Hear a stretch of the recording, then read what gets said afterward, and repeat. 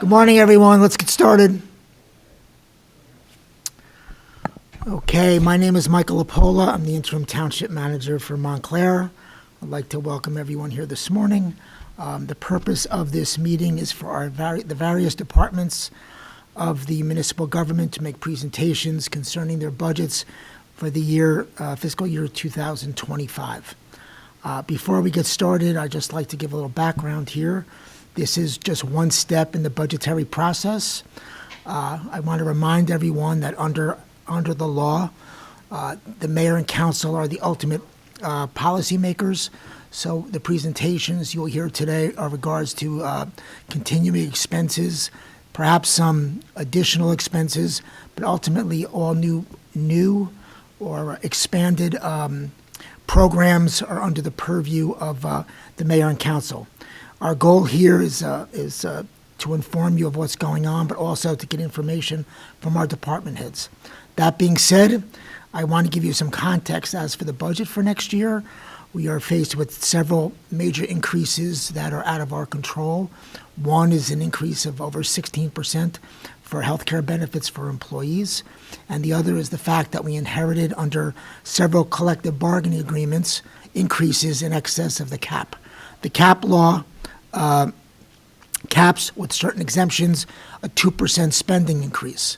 If major unions receive increases of 3.25 or 3.5%, that eats into that number, which causes our budget to say that it's a tight budget is an understatement. So what you're going to hear today is from the various departments. We are doing our best to keep costs down. Our goal is, in terms of the budget that we present to the mayor and council, to have a net zero change in the number of municipal employees. There may be some positions moved around, and that's basically where we are.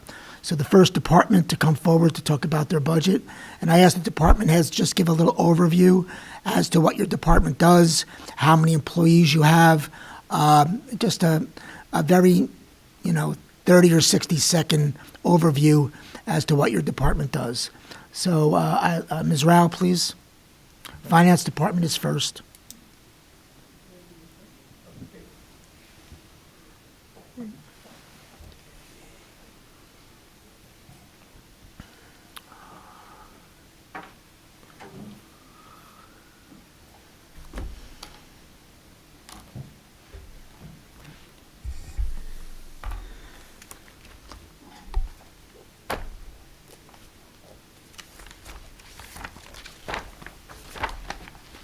Morning. Good morning. So before going into the finance budget, I'm speaking as a CFO. The township website shows the notice that the presentation. The notice was changed. Notice was presentations are to be made to the manager and CFO. I was just notified that's not the case. So I am not here as a CFO. I'm here as to present finance department budget as per the information I just received. And as I explained to you in my email, the notice the notice they copied from last year, but the purpose of this is for the departments to come forward and present their various budgets. So your department, like every other department, will get the opportunity to present their budget in terms of expenses, etc. This is not, we will have future meetings with the mayor and council, finance committee, and public meetings to discuss overall spending priorities that they may have and to deal with the budget overall. But right now, it's the opportunity for departments to share their requests, what their expenses are, what may have gone up, what may have gone down, anything that they think they need in order to perform the duties that they are responsible to perform in 2025. Okay. So now it's the finance department budget. So finance department, as per the Township Code 3-30, involves assessment of property taxes, collection of revenues, custody and investment of township funds, purchasing system, and disbursement of all township funds. Organizationally, this is accomplished through various divisions of the finance department, which are finance administration, tax assessor's office, tax collector's office, purchasing office, accounting and treasury division. So essentially, everything the town does touches the finance department. In this process, the responsibilities of the CFO and the underlying department are driven by state statutes. With this budget presentation, let's start with revenues. Municipal cash deposits and investments are governed by state statutes. Various fiscal affairs laws and the cash management policies, they dictate these investments. We in the finance department continuously explore the various products that are available to the municipalities that gets us the best returns for our investing our idle funds. This year, so far, we earned over $2 million by investing our funds in various banks across the country through our primary bank, Citizens Bank. So I'm very proud to announce that we collected over $2 million so far in investment revenues.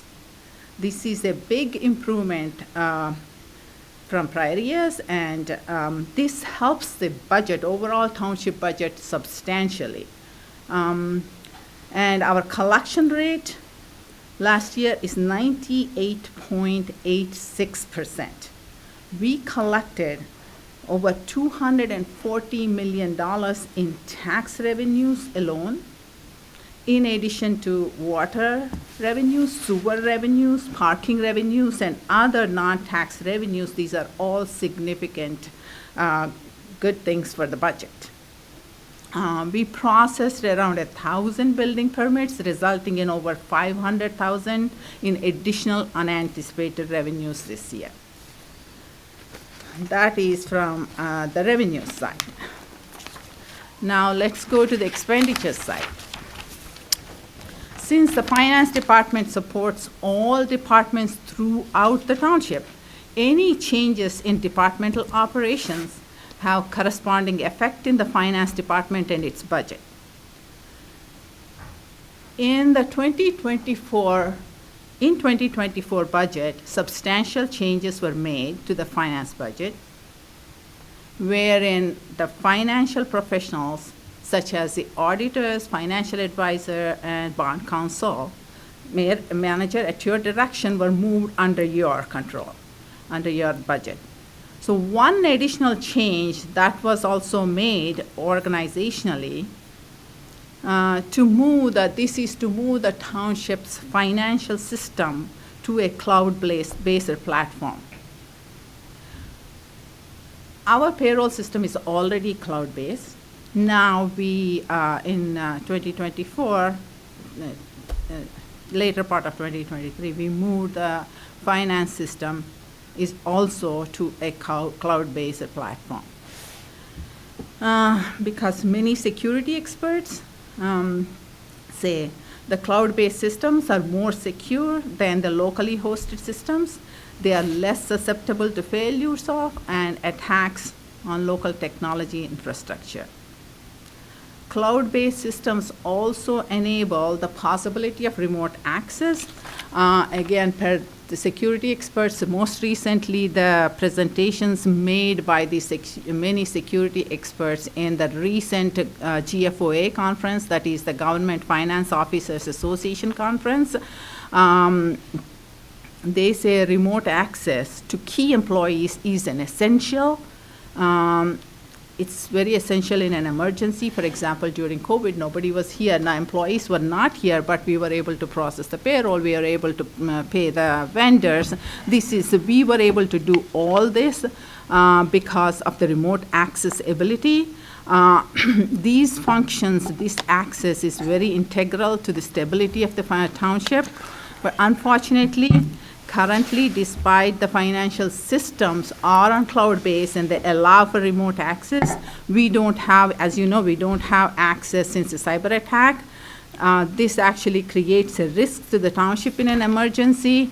It creates inefficiencies and inability to respond to requests in a timely manner. For example, sometimes the council asks questions in the council meeting, and if I have the access, remote access, I can, at that time, look into the system and answer the questions, which I would like that to be restored.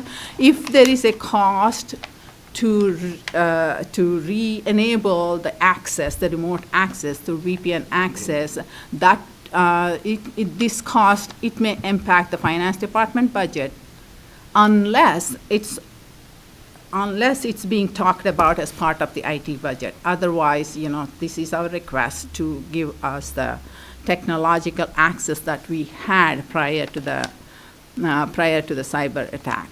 So other than these potential technology costs, are changes in other departmental operations that will affect the finance department. As I discussed with you, Manager, on October 22nd, this finance department budget remains stable in 2025.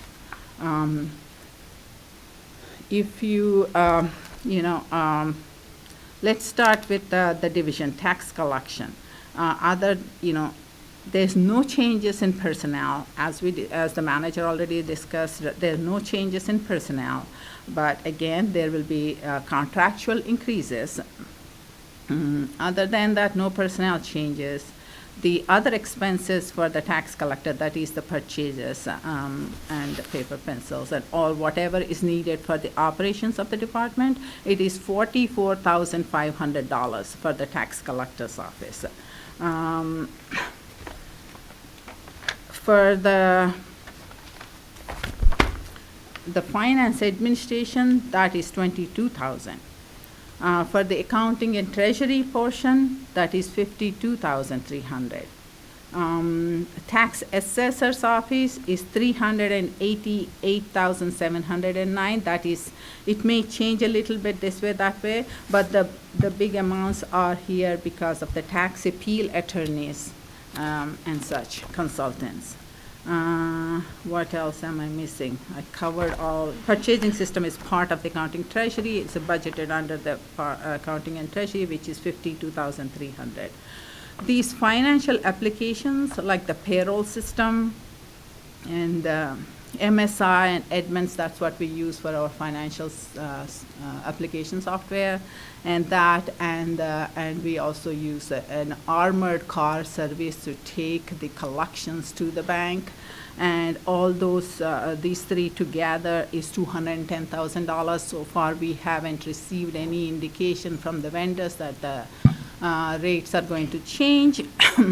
And many of these are proprietary softwares, so that is remaining as of now at $210,000. So that's basically finance department budget. Okay, thank you. You're welcome.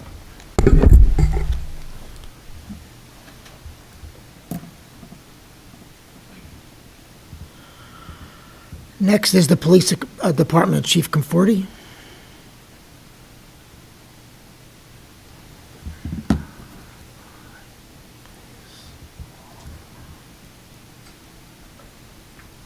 Thank you, Mr. Paula. Just for those who may be watching here with me, is Lieutenant Municipal. Obviously, first, it's an honor to represent the men and women of the Montclair Fiscal Department, and it's our continued privilege to serve and protect this community. The police department's operating budget request for 2025 is $695,350.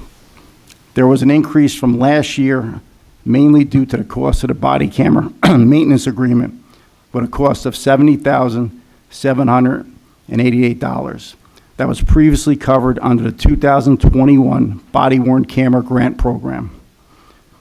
We're requesting the same level of staffing, which is to maintain 112 sworn officers, 16 dispatchers, 6 clerical staff, and 1 custodian.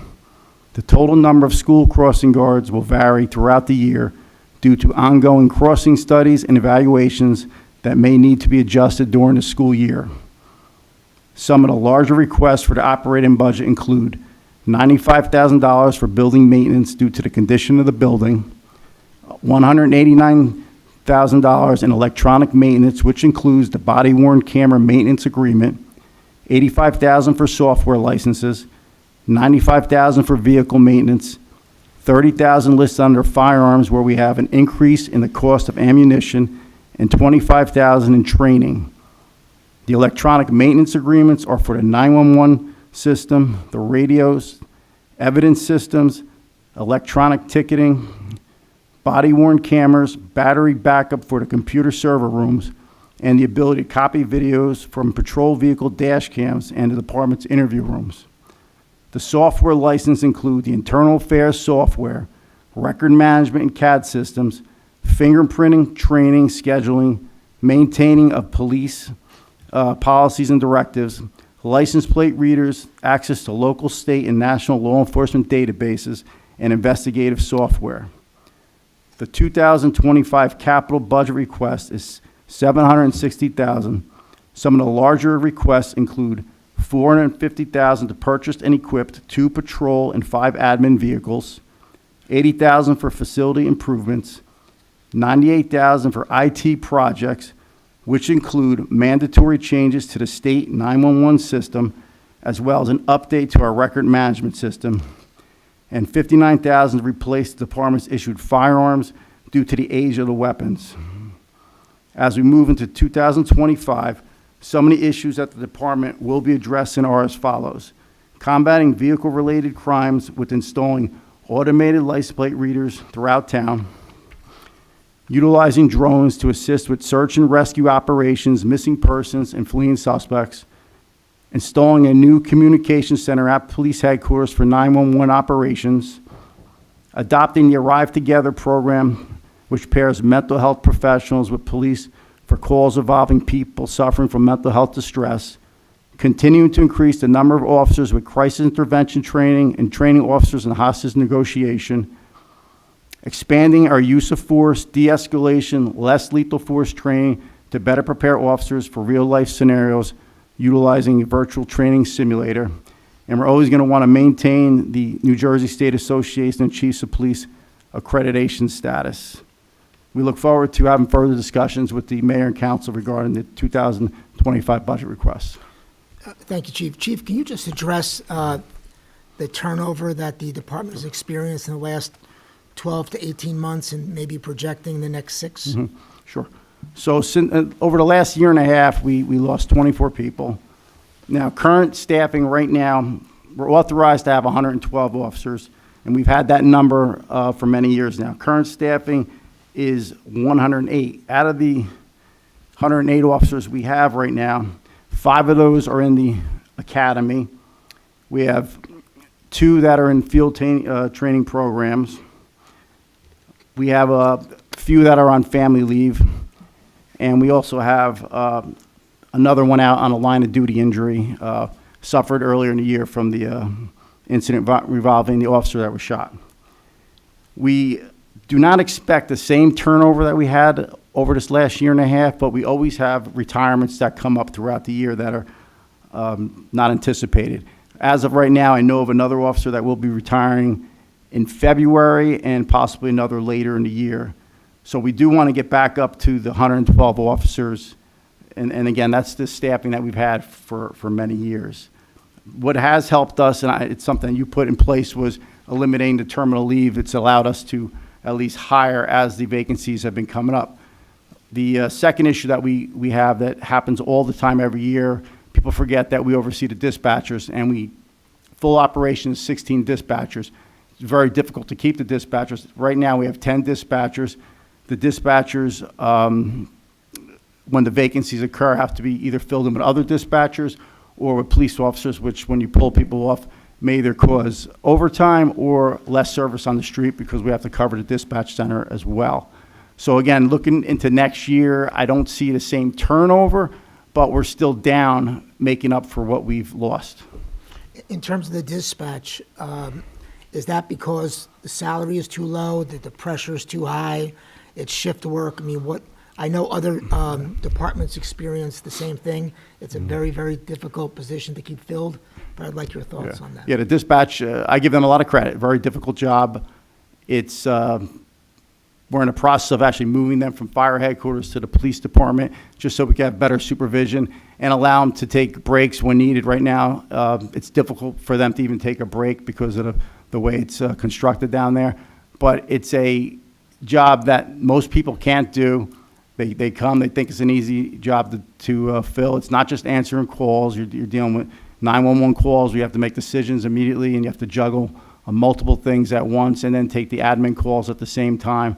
So, yeah, it's very difficult, and that's around the state. I can't say anyone that doesn't have an issue with holding dispatchers. Very rare do you get a dispatcher that is a career dispatcher. We have a few that are remarkable, and they've done it for many years, but it's a difficult job to keep in that position. So we constantly fill, constantly do backgrounds, constantly do interviews, and that's always been a problem for us retaining them.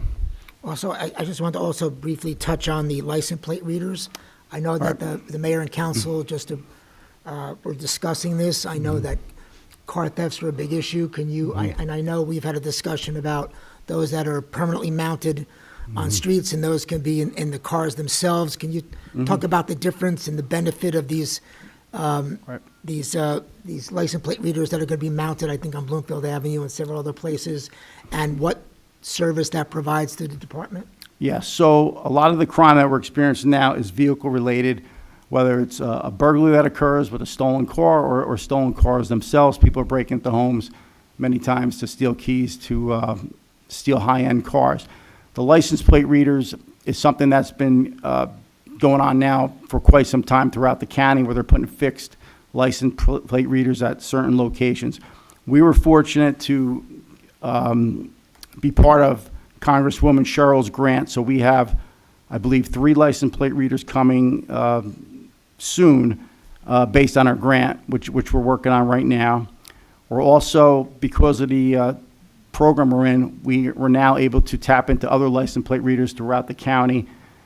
Cedar Grove, for instance, put one in Montclair not too long ago by Bradford, where we could see the camera, even though it's their license plate reader. But the main thing is having these fixed plate readers. You'll get immediate alert if a stolen car goes through one of the intersections, and at least we could flood the area with police cars, and hopefully if they are going to commit a crime, I hate to say, either push them out of town or you catch them in the middle of the act. But that's... And isn't it just, the way it works is that people are going to steal cars, are in a stolen car to begin with? For the most time, they're coming up in stolen cars, or they're coming up in a stolen car to steal another stolen car. So they may be leaving in a car that was stolen, but it's not registered, it's stolen yet. But we'll get an alert if the homeowner calls and says, hey, my car was just stolen. We can at least then, through investigative, if he goes through to certain intersections, at least go back and see maybe where it came from and follow it up that way. But it is a problem statewide. Do you have a plan that you would like to increase the number of readers? The number of readers? Yeah. Yeah, well, we're going to have, I believe, 3 coming from Congresswoman Cheryl. We have another grant that we're working on with the township right now with Miss Talley. I don't know if she's explained that to you yet, but we're working on a grant with her to get some more license plate readers. We did put one in the budget, in the capital budget. If we do not get that, I understand. We do have license plate readers coming from these grants, but it is a tool that's used throughout the county. It's not unique. It's not an invasion of privacy. We're looking basically to combat the stolen vehicle and the vehicle-related crime that we're seeing, and that's one of the main tools that everyone's using right now. It's a problem that's faced this area for decades, unfortunately. And just before you go, can you just talk a little bit? I know it's not specific to your capital budget, but I know that this mayor and council are very sensitive and aware of the fact that your facilities, along with the one we're sitting in now, are in dire need of replacement. So can you just give a little overview as to the age and condition of police headquarters right now? Sure. I mean, it's been well documented that the age of the building and the condition of it, it's a very old building. It's over 100 years old. It's falling apart in many areas. And I actually like to have Lieutenant Berardi, since he oversees the building. You want to talk a little bit about the building? Good morning. We have a very old building, and we had a lot of issues with water intrusion over the years. There are areas in the building that we have had to cut. Is it on now? Yeah. We've had areas in the building in the basement that had to get cut up, and then we didn't sheetrock it because the water would just come in again every time it rains. Whenever we get a deluge of rain, we have flooding in those areas of the building. There's just been too many things to repair that I can't fix with the building maintenance operating budget. So we have requested some things over the past few years through capital. The dispatch center that the chief was talking about earlier, that is not in the 2025 budget request. That has already been approved through previous year's capital budget. It's just taking time to set up the plans, and we have Was it 2023's budget? Correct. Okay. We just had we had an architect, LAN. They have been working hand in hand with my office in creating the plans to get them back over here, the dispatch center, which I think will help with morale and keeping some dispatchers happy. Okay. But the plans are going very well, and we're almost at the point where we're ready the architect's ready to propose a bid proposal and get it moving along. Hopefully, we can have that project done in early 2025. We're hoping February we could start. That's depending on the council and the mayor's approval. But some of these things are necessary to fix, even though they may be considering, going with another building, just because if they broke ground on a new building today, it would take several years to fix, and we have some. My money would be on at least 4 years before you'd move in, maybe 5. So we still have some things that are just in such poor condition, and the employees deserve better. So we're trying to fix some things up over there. Right. I mean, the other thing, Mr. LaPola, is people forget the court's in there. We have to maintain the cell blocks. The cell blocks are not in the greatest condition. We're constantly repairing those. And then there's people that come in all the time, and usually when they're coming to the police department, they're not coming for good reasons, and you want to make sure that they're at least comfortable when you put them in certain areas of the building. And Lieutenant does a great job of more or less patching everything up, but that's all it is. We've painted the building ourselves, and we've repaired areas ourselves, but there's only so much that we could do with that building. I mean, we're not complaining. No one's complaining. We're used to it, but the building's horrible. Yeah. I think that this governing body is well aware that something needs to be done, and I think their plan is to move forward. It's going to take some time, but it's going to be necessary to at least get to the planning stage to see what the actual need is and what the potential costs or locations or whatever they would like to consider are. Sure. Okay.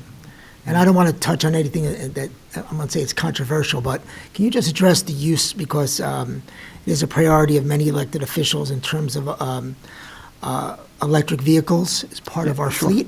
Can you address that issue as it relates to the police department? Yes. Now, we did put one vehicle that's electric in the capital request. However, we are open to having all the admin vehicles electric. It's just the township, I guess, would have to come to a decision on if they want to put charging stations outside of police headquarters. We have looked at it multiple times. We have an area that we could do this.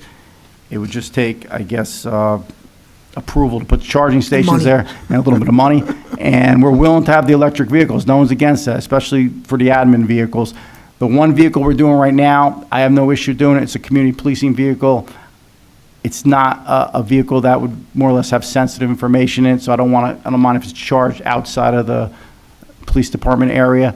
Lieutenant Williams would be under control of that vehicle, and he has many substations throughout town where he could charge the vehicle. But if we're really serious about getting electric vehicles, I would suggest we invest in a few charging stations at police headquarters. I know we've been in meetings with Lisa Johnson, and my goal is to have a comprehensive approach to all of this as opposed to department by department, because the charging, it's not as simple as just putting a charging station at your home. Some of this requires, to get the capacity we need, trenching, et cetera, so the cost could be upward of $100,000. There's some grant money involved, but we need to have a comprehensive approach, because it's not as simple as you would think. Here, the same thing with our building here. Where do you put it? Right. Where do we have the capacity to do it? So we're looking at that too. But I just wanted to make it clear for the public that the police department was on the same page with everyone else on this. Yeah, we're open to that, 100%, yes. Okay. Thank you very much, gentlemen. Thank you, Mr. Paul.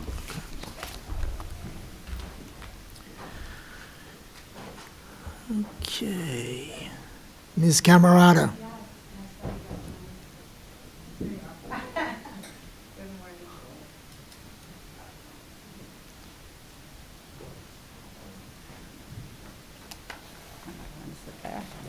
Make sure your mics are on. Okay, a little green light. And Hey, it's Garland.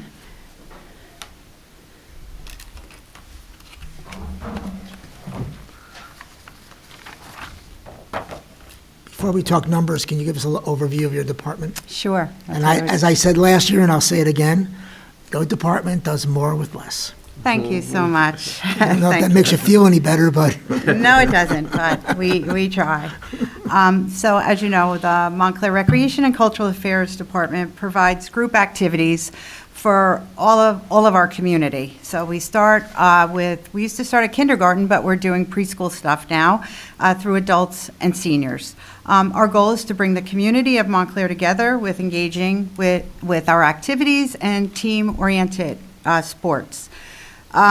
We have tons of stuff that is going on. So unlike other municipalities, Montclair oversees all of their sports, okay? Some other towns that you may go to, they have the baseball league and the football club that are run by parents.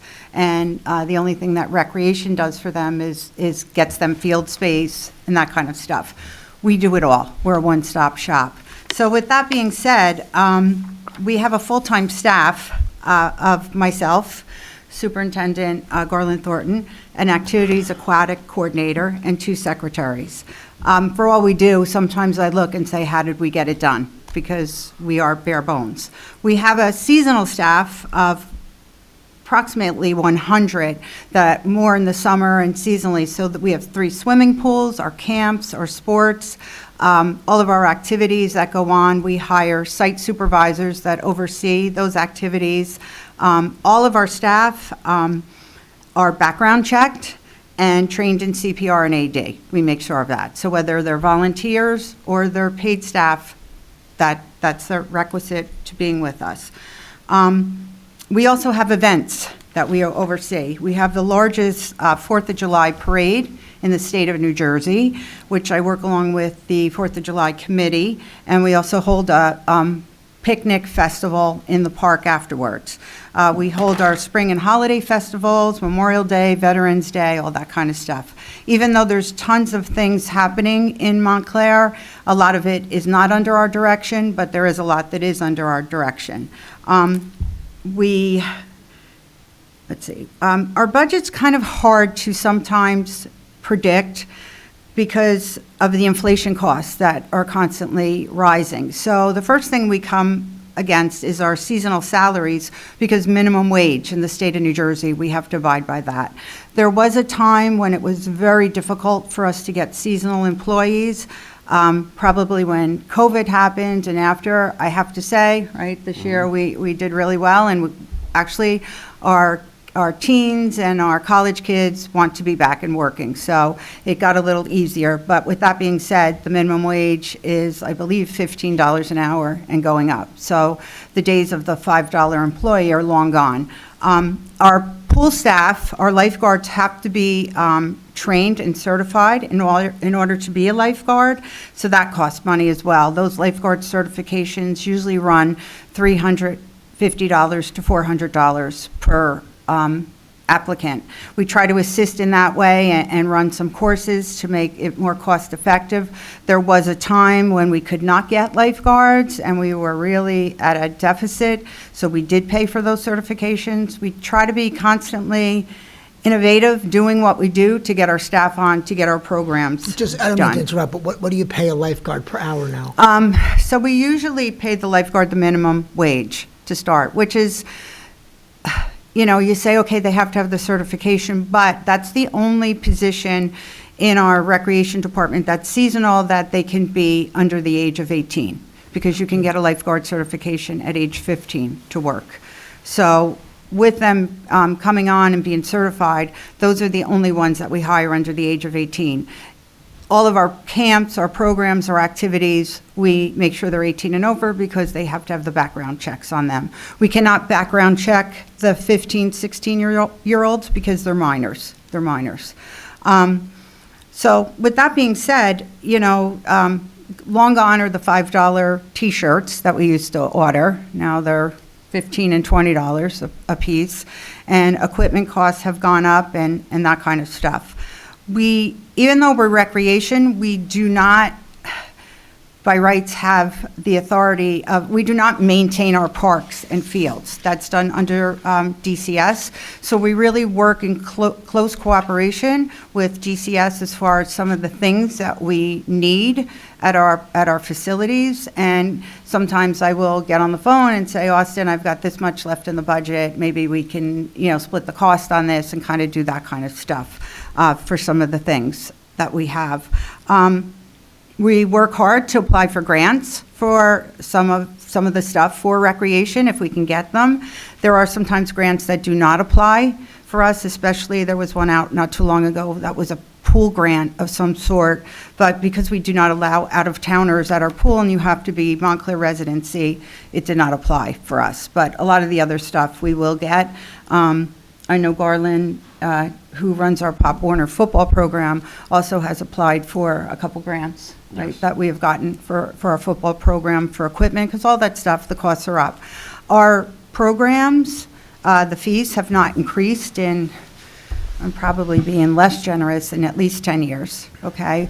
We're not in this to make money, per se, okay? We're trying to cover our costs, but it's becoming increasingly difficult. So all of our programs are affordable. We do financial assistance for all of our families, and, so nothing's crazy. These, travel sports and things that kids may be involved in other places, they're looking at probably $1,000 fees to travel with teams, and we don't do anything like that. I'm going to just turn it to Garland for a second, just he can just give you an overview of all of the programs that we run. Good morning, sir. I always see Garland when I'm leaving at about 7 o'clock. Definitely. But he's on his way to a field to coach or ref or make sure they're playing or whatever. So as my day is ending, you're usually Yes. maybe midday. Just attest to that most of our programs do start in the evening, so a lot of times after hours, starting at 6 p.m., all of our facilities or our programs are being ran. So there's a lot of times we are here until 6 a.m., but that's fine. That's part of the job of what we do. A lot of things are on weekends, so it's basically a 7-day-a-week programs that we run. We have different programs all over. But as Michelle said, that we try to cover all ages from 5 to adults. So with the influx of the way the township is right now, we're getting a lot of more requests for a lot of more programs, especially for adults. So we have more adult programs now where we have softball, basketball, soccer. They're trying to do kickball, so we try to promote volleyball as well. So we try to promote those for adults, and which we use the schools and stuff like that. So that's an incurred cost that to do that we usually have to hire people to run those programs, be a site manager for those programs. I mean, on a given night, we may have like 4 or 5 different programs going on, so we have to hire seasonal people to help us out as site managers to make sure that we have a representation at those positions there. As the programs grew with the way that the society is and the township bar, that's what's raising our prices up a lot. We're running a whole lot more programs than we have in the past, so we're just trying to operate to cover costs for each of those programs. And every day, like I said, we get someone else who wants to do an event or do something else, so we're just getting really stretched thin. but our mindset is just to cover the township and do what we can for our residents to do that. Can you talk a little bit, Michelle or Garland, about the relationship with the Board of Education and how we work together with them?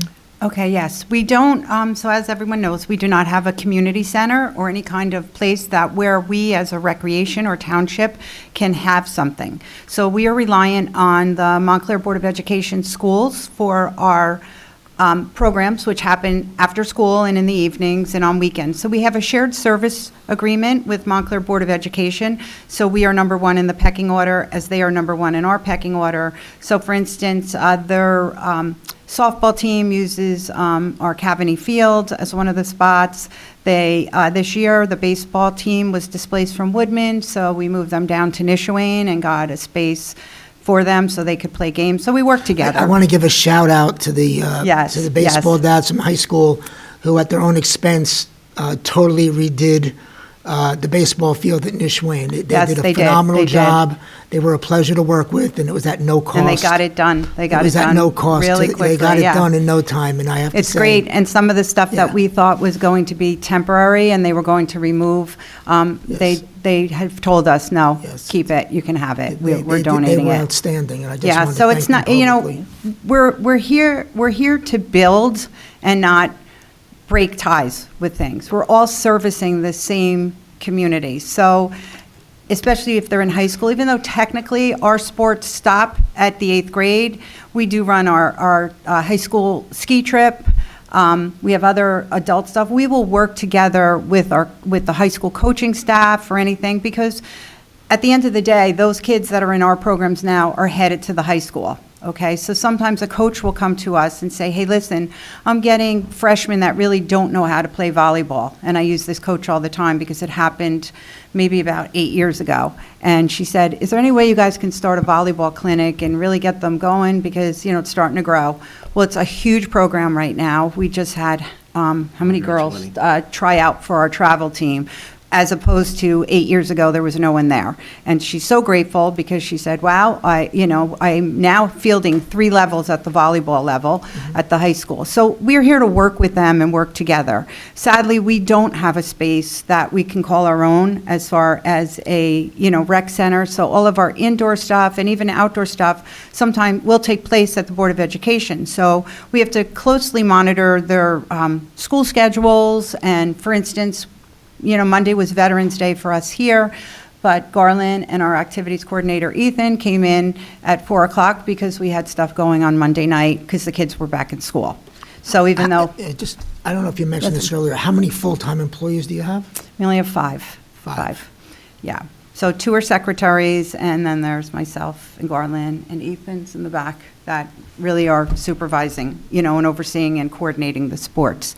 I'm proud to say that us as a department do not just pull out the flyer from 1965 and say, okay, we did this then and we're going to do it again. We review our programs all the time. If we see attendance going down or we don't see registration really happening, we look at it and either try to reinvent it or replace it with something that's more popular. We also do have parents that will come to us and say, hey, listen, can you do this? And we are receptive to all, as long as we have the space that we can do it. A lot of times we just run out of space. That's really what it is. I know you run out of slots for the ski trip because I get the phone calls. Oh, yes. I'm going to have to update our registration to like Ticketmaster because the ski trip was sold out in, 2 minutes? Yes. 2 minutes of 100 kids I know. that go on it. It's popular, I understand, because we do take some middle school kids, but it's for our high school. So, we've been doing it for a long time, and the kids really enjoy it. So we know that that's still a popular thing. You and I had a conversation earlier, within the last couple of months, regarding the possibility of you hiring a part-time or contract events coordinator Yes, to help yes. with the parade and other Yes, events so- like that, where I don't think people realize that for that parade, you arrange for the bands, the marching, everything. Mm-hmm. Yeah. The grandstand. As I think I've kidded you a It- few times, I think I could probably do the Macy's Thanksgiving Day Parade with probably my eyes shut. So yes, it is a Herculean task. There is a 4th of July committee that I work along with. However, through the years, the committee has waned in numbers. So they do what they could do, and it's during our very, very busy time of year. So it's very hard for me to tap into Garland or Ethan and say, hey, listen, I need you guys to do this. So we do what we do. We pull up our bootstraps to get it done. But yeah, the parade has really taken on a life all its own. It's something, it's such a long tradition. I don't even know how many years. How many bands were in the last parade? Well, now I'm like on a mission too. So we had 10 marching bands, 10 or 11 this year. So every year I'm, want more. I'm doing it to myself, no one else. I'm doing it to myself. So, so that stuff that we do, that in itself. So I'll take 50 steps back. So our department was comprised of a cultural affairs department. And during that time, there was the 4th of July parade, first night Montclair, and all the events, whether it be Memorial Day, Veterans Day. So there were a staff of 2 full-time people that ran the events for Montclair. In 2007 or 8, there was budget cuts in that department. Those positions were eliminated.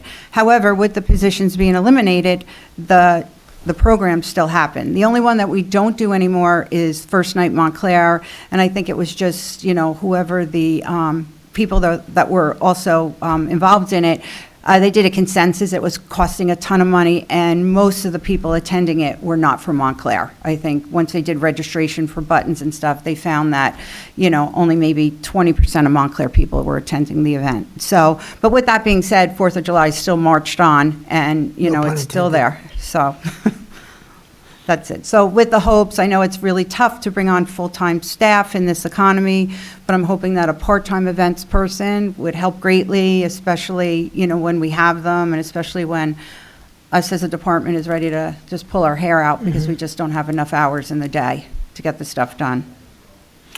And one other thing, which I don't know if we can address in the budget, but I'd like both of you to address, is I know we have a storage issue as to where you keep everything, which is virtually everywhere. Yes. Closets, empty offices, the Yes. basement. Yes. I mean, Yes. that is a problem that we need to address, Yeah, correct? absolutely. That's why we try to, when we purchase equipment and stuff like that, we try to, minimize the stuff that we can, or just something that the kids can keep, because we just don't have the storage space to store anything. A lot of things are taken, that we did have, was taken over with building maintenance and stuff they might need it, Right. so. Well, in the interim, I think we talked about exploring the bank we bought next door. There might be Yes. some. Yeah, we looked Yes. at this, we looked at that You may be space. able to, assuming the padlock works, Yes. keep your stuff there at least for the next Yeah. couple of years. Yeah, we until got a we- little nervous the other day when there was the pipe back up, because all of a sudden the water started flowing, and it was flowing downstairs to the basement, and that's where we keep a majority of I know. our stuff. So- So we've learned our lesson many times yeah. and Let's purchased talk to shelves the and keep it up. inspectors to see if that building is, Yeah.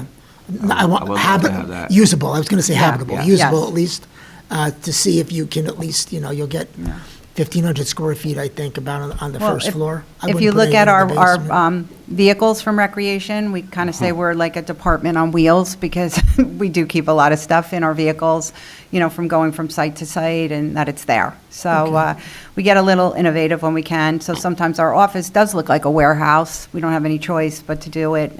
But once again, I think we're like a pretty good, well-oiled machine to. Yes, you are. Okay, well, thank you very much. Okay. We appreciate your hard Thank work. you. Thank you.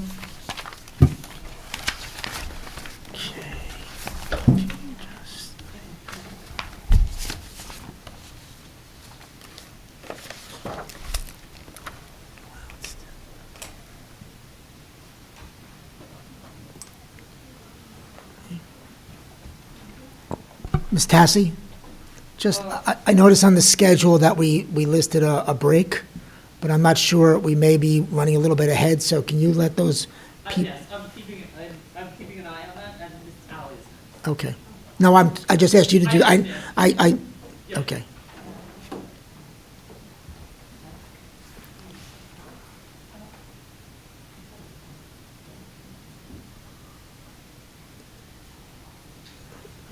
No, I thought Amy was, I'm sorry, I I apologize, was going to say.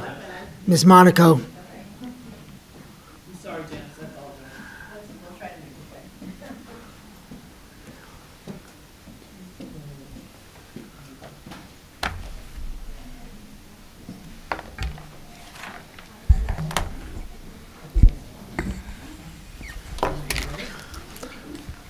Morning. Good morning. Can you hear me okay? Is it, am I talking into the Yes. mic? You can introduce yourselves too. Okay. so. So I am Amy Monaco, the Director of Health and Human Services, and I have Judy with me here today. Judy. I'm Judy Hurley, the Director of Senior Services. All right, so I'm going to talk about, I'll give you an overview of the department, and then when we get to the senior services budget, I'm going to have Judy talk in more detail about that. So the way the budget is set up in health, there's a health budget which encompasses vital statistics, local public health, as well as sustainability. That's all under that one budget. The second budget is for the animal shelter. The third budget is for senior services. And then Section 8, of course, is federally funded, so there's no township budget per se for them. So I'm going to talk about O&E first, and then we can talk about salary.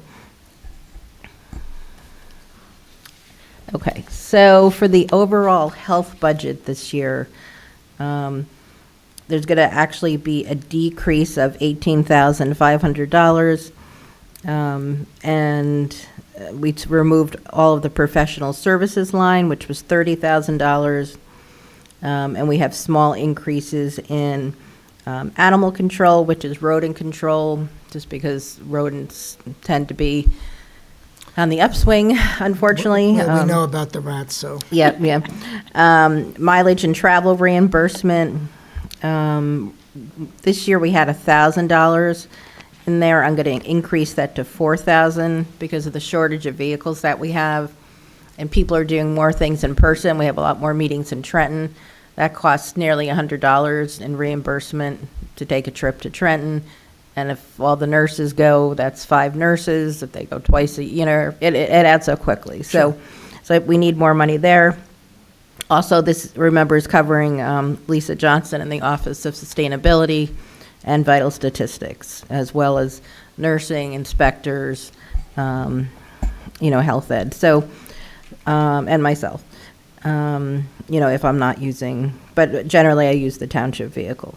The other things, office supplies, again, just because of inflation, asking for a $2,000 increase. But with all of this, we still are going to be, net of $18,500 less than last year. So that's good.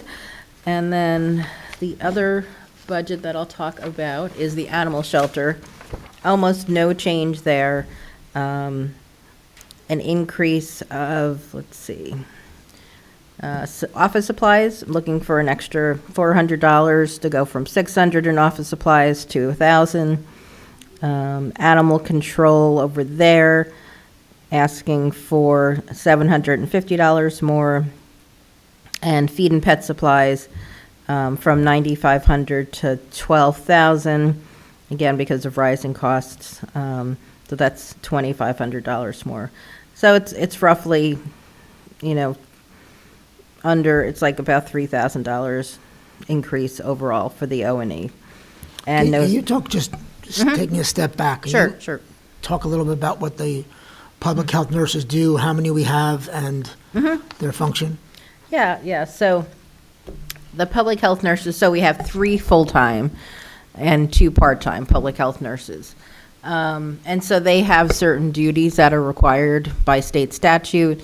So they do immunization audits for all the schools and daycares in our jurisdiction.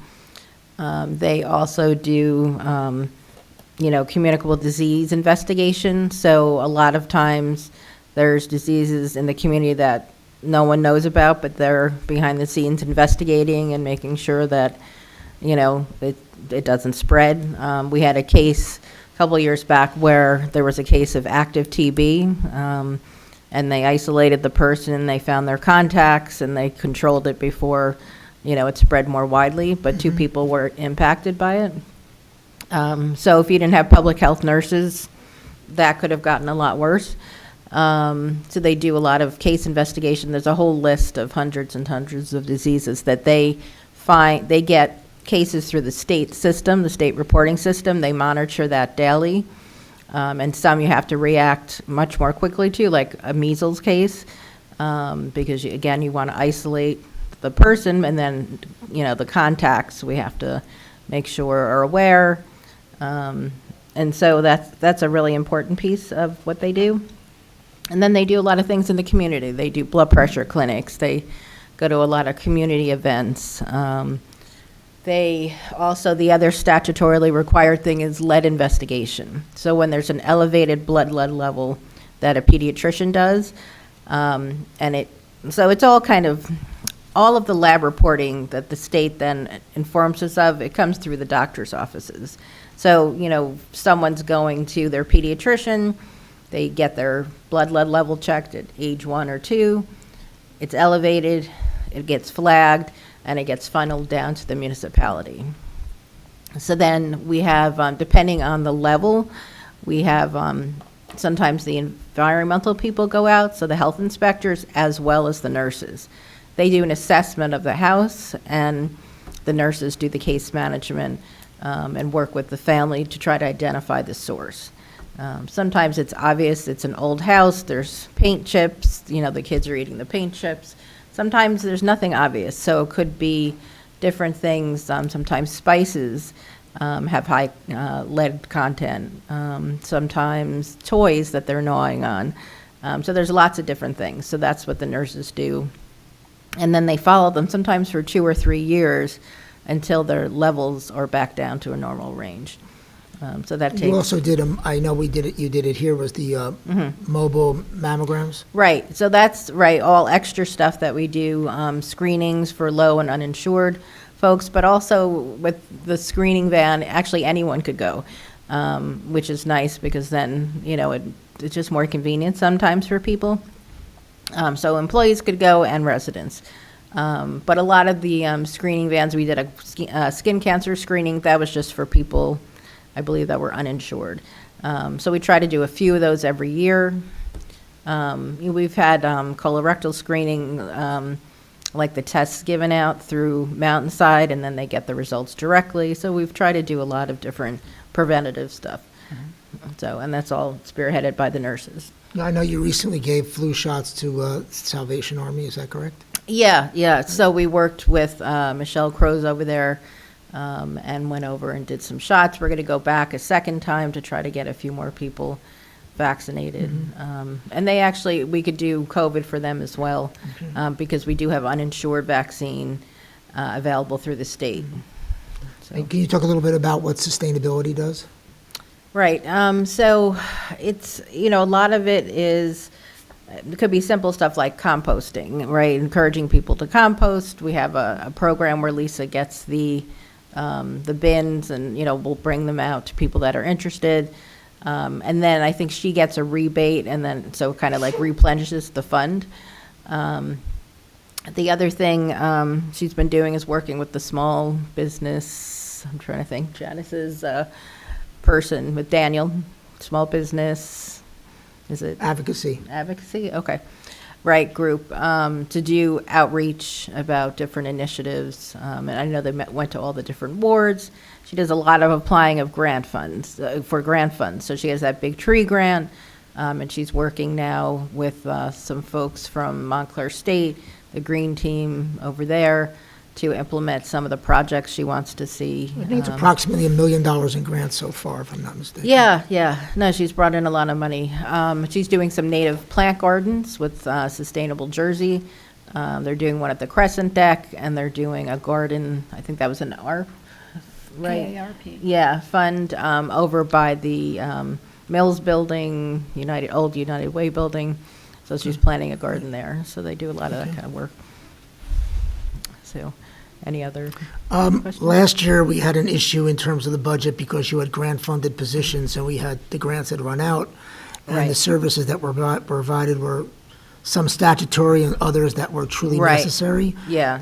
Will we be facing that issue again this year? So, I still need a health educator, because we have, right now, I only have one fully grant-funded person, and that's a person who has their CHES and their MPH, and she's on the lead grant right now, So she's doing some lead and a small portion of sort of traditional health ed. And is the health educator, that's required by statute?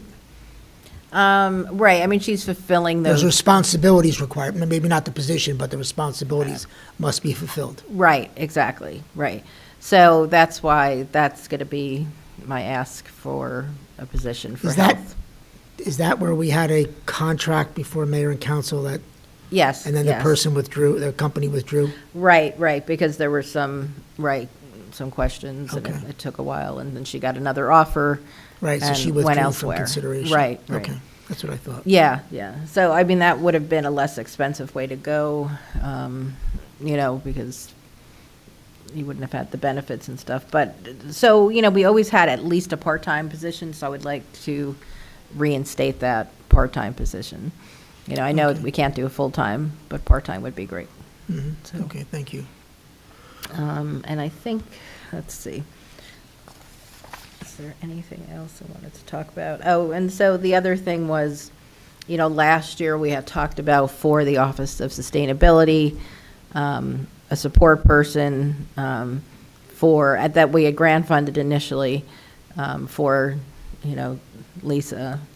And so, we wanted to have you consider that. My goal is But- to move a position from somewhere else there, so there is a support Okay. person there. So Okay, that'd be It great. won't have to be, at the moment, it won't have to be, that's totally gonna be up to mayor and council, but Yeah. the goal it- is to provide. It won't be a. Yeah, I attempted to do that last year, and for whatever reason, for reasons Right, I right. know can't, I there were won't get some- into, it didn't happen, but it Right, should, it right. should be part of, it will be handled in this. Okay. budget. And we sooner. started to actually, she started training as a backup for vital statistics.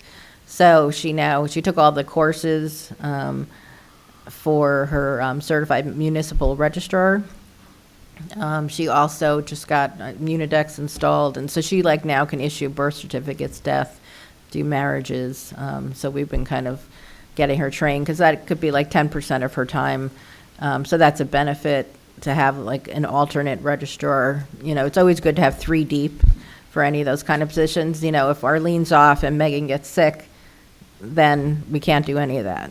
So you really need to have another person to, so residents, if they are getting married and they need to apply for their license, you can't expect them to wait till somebody gets back. So it's important to have that. Okay. All right.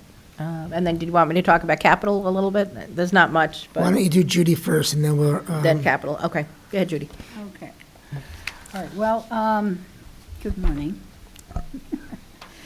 I want to give you a brief, broad kind of, scope of our services, and then go into some of the increases on the budget that we're asking for.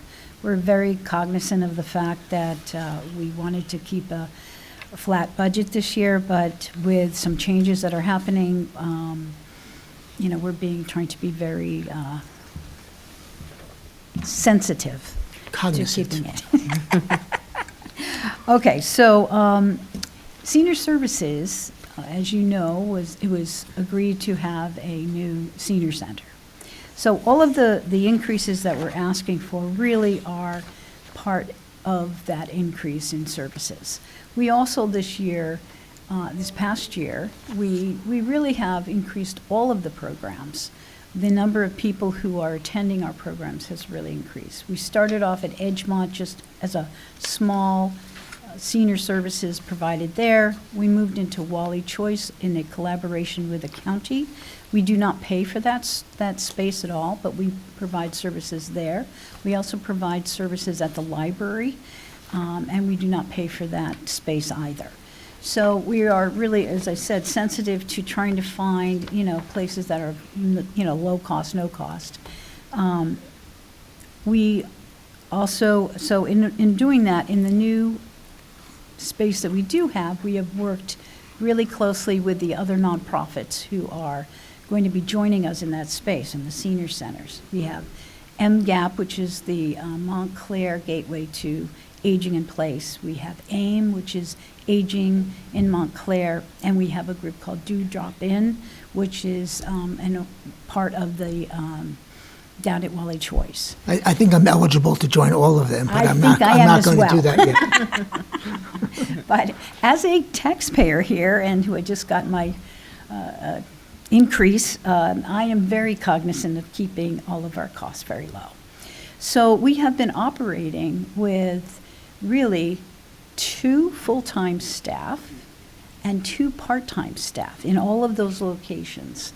So we have been going all around, and it's been a challenge, but we've been very successful at it. We are planning with these other groups to collaborate so that we're not duplicating services. Our funders, who have been the Partners for Health, they have asked us to really kind of pull together. And when we go to provide this service at the center, it is now has a new name. It's called the Lifelong Montclair Center for Modern Aging. It's a mouthful, so we can just call it the center. But at the center, we are going to be providing a kind of one-stop spot for all of the seniors, and calendaring we're pulling together. We're going to be providing classes and programs there. So we will be expanding our outreach to seniors. We have really expanded the number of seniors that we've served. This year, in '23, we were serving over 9,000 seniors. We have another program in our department that is called, that we have connection with the county also, with transportation. So we provide transportation to seniors. Anyone over 60 is eligible to get 20 free rides to anywhere in Essex County. And the whole point of that is to be able to have seniors age in place, be able to go to their doctors, be able to reduce the cost of living for them. It has been a very successful program, and we do it with the county. We have a contract with the county for $175,000, but the county picks up, again, they pick up over $600,000 a year for this program that is just within Montclair. So again, we're trying to really look at how can we partner with people who will keep our costs down in the town. So in the new center, in doing so, what we've decided to do is the center itself has become, we have developed a nonprofit fundraising organization that will help to provide funds for the programs and services that will be at the center. And in doing that, we will be able to reduce the ongoing costs. We know that our lease is for 10 years, and we're hoping to reduce the cost for the township and pick up through fundraising for the services that we'll be providing in senior services. So the, what else? So the things that we're asking for here as we start off in the new center is the foundation money to get it up and going. We don't anticipate that this will be forever, but we do have to start. And the other programs don't really have budgets, to be honest with you. Their annual budget, they're all run by volunteers or seniors. And this new group that we're developing are going to be in a very professional fundraising groups. So we're going to be looking in town for people as we develop a new board of directors that will not only represent the makeup of the town, but also different ages, so that we will have, a real commitment to this. Our first event is going to be held over the holiday in connection with the bid, and Jason, or actually not the bid anymore, but through the Lackawanna Plaza's hub, that they're having the pop-up for the holidays. We're going to have a booth there that is going to be more of a friend raiser, and it's going to be developing, doing gift wrapping, and we'll be charging for that, but we're not going to make a lot of money for that. But what we're going to do is make friends in town so that people get to know us. So it's our kind of our marketing procedure. So in all of that, I guess I just wanted to, as I'm asking for these things, to keep in mind that it is just the beginning, really, and that we hope to become more self-sufficient in the senior center, because we are extremely grateful to the township for leasing that site. Okay, so I'm asking for, under professional services, an addition of $5,000 so that we can have some of the professionals come in and help with fundraising, teaching fundraising, providing that. We're also doing a volunteer coordinator that we are bringing. I met with people at Mountainside Hospital, the director volunteer there, and because I don't like to reinvent the wheel, I went to her, who runs a big volunteer program. She's going to be giving me a lot of information, a lot of her forms, her expertise on how to set up a volunteer program that lasts, so, and is, a professional volunteer program. So, I need some support in that area, so that's $5,000. The publications and subscription, an additional $400, so that because we're having an upgrade to our software system, and we need that with our newsletters. We're getting in more names and addresses, all of that for our data. And also brochures and things. So it's not a lot of money, but the communication and electronics, we're asking for a little over $5,000 because we need to move into this space. We're going to need, supplies for that in terms of phones and Right, paying for TVs, Verizon, I think, Verizon for the internet. And we still have our expenses at our other facilities. We're not closing down the other facilities. Right. We're adding. The other thing that we're doing is with the mill, the Partners for Health. We met with them. This is the major funder for our mill program, and they are going to be reducing. We're going to set up a plan for 3 years, and they'll be reducing their funding for us, so over the next 3 years. So we're asking for $10,000 in that area to help compensate. And then under program supplies, we're asking for another $10,000 so that we can have supplies for all of the program. And that's it. I appreciate that. And I want to compliment you on your efforts to find other sources of funding. And maybe by next year, you'll be competing with Michelle in terms of That's my who goal. does the most Now, with less. I want to get past You want that title, but Exactly. we do appreciate it, and I want to give a shout out to our friends in the senior citizen community led by Ann Lapel, because it was a very, if we didn't work together, this never would have happened, and I think it's a win-win for everyone, and I thought they were truly, they were and are great partners to accomplish this after all these years. And they still are, yes. And I'm very, very excited that this is coming to fruition for everyone. I wish it was coming sooner, but we'll get there in the next few months. We'll get there. We'll get Okay. there for sure. Amy, did you want to talk about capital a little bit? Yeah, so, Oh, I didn't say the staff. do you want to Yeah, talk about, okay. One of the staffing, because we don't have a lot of staff, we Right. do need a full-time position to work at the center, to work collaboratively with the other things. I can't split my staff any further into threes, Okay. Can't make them into fours, so we do need one full-time staff person. Great, okay. Thank you. Okay, sorry. That's okay. Okay, so capital. So related to the senior center, we're hoping that we may get furniture donated. But in the absence of that happening, I feel like we need to plan and have some money in capital, to be able to furnish once it's open.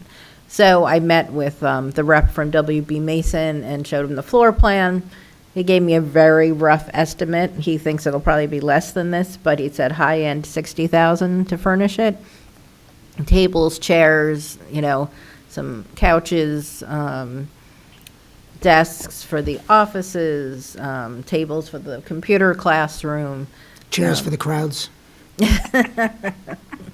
everything. So I think that 60, it's definitely high end, and if we don't use any of it, if we get donations, then, And I say, Yeah. Mr. Plasek is really working with us on trying to, and the architect, on trying to contact different places and businesses, and like even in the city, who may be going out of business. So we may be able to Sure. get that. And he is willing and offered to pay for himself any transportation of any donated furniture, which was very, very helpful, Great. too. Right, right. But like I said, just if it doesn't happen, at some point, we're going to have to pull the trigger and get stuff, or we can't use this space. So, so we'll talk more about that as things progress. And then the other item was, and this is related to vehicles and everything, you know, the council going in the direction of EVs.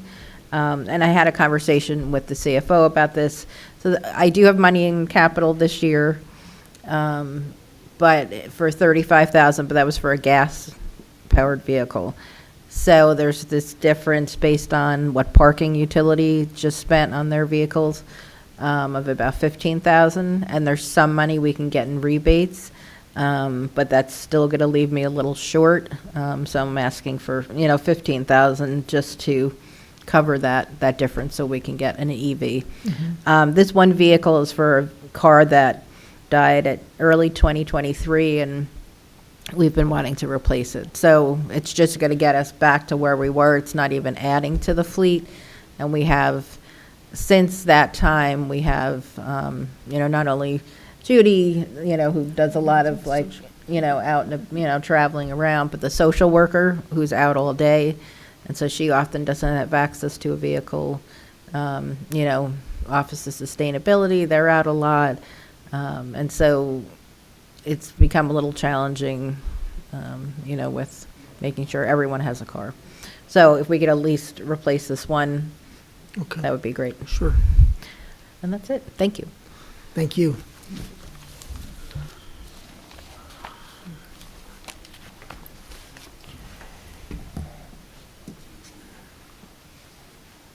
Mike, I'm just going to give you my, Great, thank you. Thanks. Appreciate that. Good morning. Good morning. My department is the Department of Planning and Community Development, and I have a staff of 5. Your It name includes, is? excuse me, Your name is? Janice Talley, the Director of Planning and Community Development. I have a staff of 5, including an assistant planner, a planner technician / zoning officer, an economic development coordinator, and an administrative assistant. The 5 of us provide staffing services and professional services to the Planning Board, the Board of Adjustment, the Historic Preservation Commission, and the Housing Commission.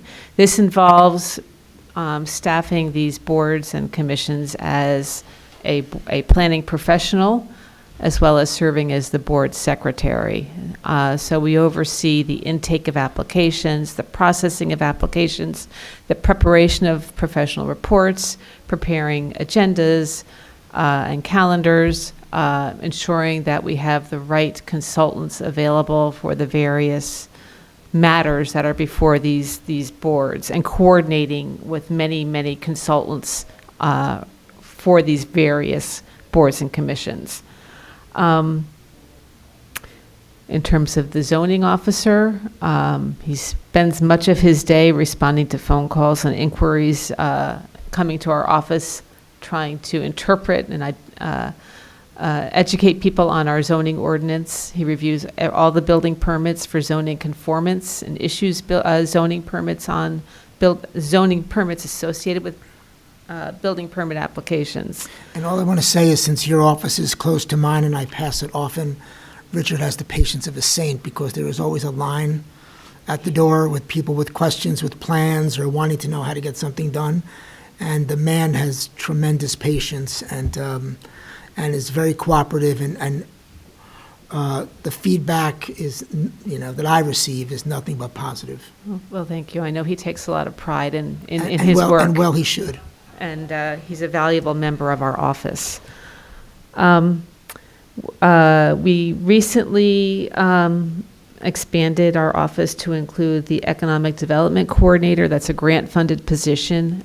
He basically runs the small business, it's funded through the Small Business Administration. It's a 4-year grant.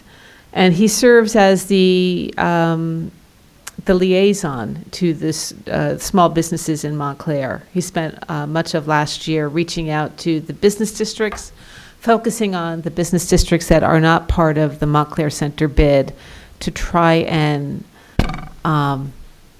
enter into discussions with the businesses about their needs, their concerns, and then work with the township staff and the council on ways to address their concerns where their involvement is needed. In addition, he provides, because he's also a planner with a degree in city planning, he provides support for the other work that is done through my office. We run the CDBG program. Annually, we get a grant of about $300,000 to $350,000, and we oversee the application process, the public hearing process, the implementation process of the various projects and programs that are funded through the CDBG. Ms.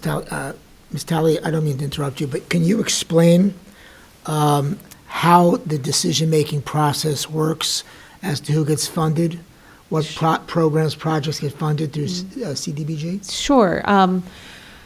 Montclair has historically used a portion of its allotment to provide funding to service agencies that provide services to to programs that largely serve low and moderate income populations in Montclair. For example, who did we fund last year? We funded Succeed Together, the Montclair Neighborhood Development Corporation. It used to be called Cope, now it's called Oaks. They provide mental health services to people who need that. We funded Sophia, which provides services to victims of domestic violence. We provide funding to Brother, also known as strategic mentoring, that works with young men, youths in the township. We also provided funding this past year, or will be providing funding to Sister. And also Family Promise, which provides services to people who are unhoused. So I don't think I missed any, but those are the ones that we funded most recently. We also use the money for capital projects in neighborhoods that have a larger proportion of low and moderate income populations. The way the process works is we coordinate the application process here at the township. We are part of the Essex County Consortium. We signed an agreement with the other members of the consortium and the county on how this consortium will operate. And we're required to have 2 public hearings, which we do, and to have the council prioritize the projects. So that's why on December 3rd, we will have CDBG presentations to the council. At the end of those presentations, score sheets will be distributed to the council members. They'll list their priorities for the different projects. At the following council meeting, there will be a resolution which will reflect the scoring of those different projects. And that resolution is sent to the county. The county uses that as part of their consideration on how projects will be funded. They make the ultimate decision because they're the recipients of the federal funds. They're just distributing it to us. And they also do the monitoring in terms of compliance. So with all of these organizations and all these projects that have been funded in recent years, they know which organizations comply with the federal requirements and which ones may have problems complying with it. So and which new projects may or may not comply with federal requirements. Can you ultimately, they make that decision. Can you just give some examples on the capital projects or, non-human service organization funding that we have funded in recent years? We started funding several years ago to make improvements to Glenridge Avenue. Those improvements included not only resurfacing the road, but the addition of pedestrian lights, the addition of striping and certain sections of it to have bike paths. There were the sharrows, new curbing, new street trees. So we did streetscape improvements to Glenridge Avenue when we had a specific project at the western end of Glenridge Avenue, where we put in the first phase of a new separated bike lane, a separated two-way bike lane. That's the first phase of a much larger project that will connect to the Essex Hudson Greenway, Right. which will start in Montclair. In addition to that, we've paid for improvements to Cornerstone House. We've paid to, which is our shelter that's owned by the township and managed by the Salvation Army. We've paid for improvements to the library to provide ADA accessible bathrooms. We've provided an ADA accessible bathroom to the fire station in Upper Montclair. We've provided ADA accessible doors to the firehouse on Pine Street. We have done some streetscape improvements over the years, resurfacing. I know the last one we did was Hartley Street. We've paid to replace water mains on Maple Avenue to reduce leakage and problems with the water mains in that location. So those are some examples of projects that we've also used the money to put in the flasher beacons at crosswalks to improve pedestrian safety along Walnut Street. So those are the types of CDBG projects that we oversee. We also oversee various housing programs. I serve as the designated municipal housing liaison, and we implement the township's affordable housing policies and programs that are codified in our code, including our inclusionary zoning ordinance, including the affordable housing programs that are funded through our housing trust fund. That's the first-time home buyers program, the home improvement program, the rental assistance program, and those are those. In addition to overseeing those programs, we oversee the creation of affordable housing through our inclusionary zoning ordinances and other programs that relate to affordable housing. We manage the administrative agent who maintains the waiting list for many of the township-created affordable housing units. There are other affordable housing units in the town that were not created through the actions of the township or funded through our housing trust fund, so they are administered separately. But we do try to maintain one administrative agent for the ones that are created by the township in order to have continuity in the administrative policies. Of course, these are all determined, the policies are determined by state law. The Uniform Housing Affordability Controls dictate how those affordable units are managed, how they're marketed, how they're developed and designed. So there's a lot of components to the affordable housing administration in the township. A couple of other items that we oversee. We are overseeing the remediation of 399 Orange Road. That's been a long-term project because that's been completely grant funded, which always takes time, particularly since we're dealing with the New Jersey Economic Development Authority and the New Jersey DEP on evaluating the site, doing the testing, and finally we're at the remediation stage. So we're looking forward to completing that project in 2025. And as I think I've told the council before, we have $1 million grant through the HDSRF fund to complete the remediation. And at the end of the day, we'll have a new park at that location. So finally, another program that we've undertaken is, I guess I could call it overseeing or support for the township's Vision Zero initiatives and the Complete Streets initiatives. Our involvement started several years ago when the town created a Complete Streets implementation plan that was ultimately incorporated into the master plan. We subsequently received funding. We submitted a grant and received funding for a Safe Streets for All initiative. That's a federal grant for $450,000 to create a safety action plan with demonstration projects.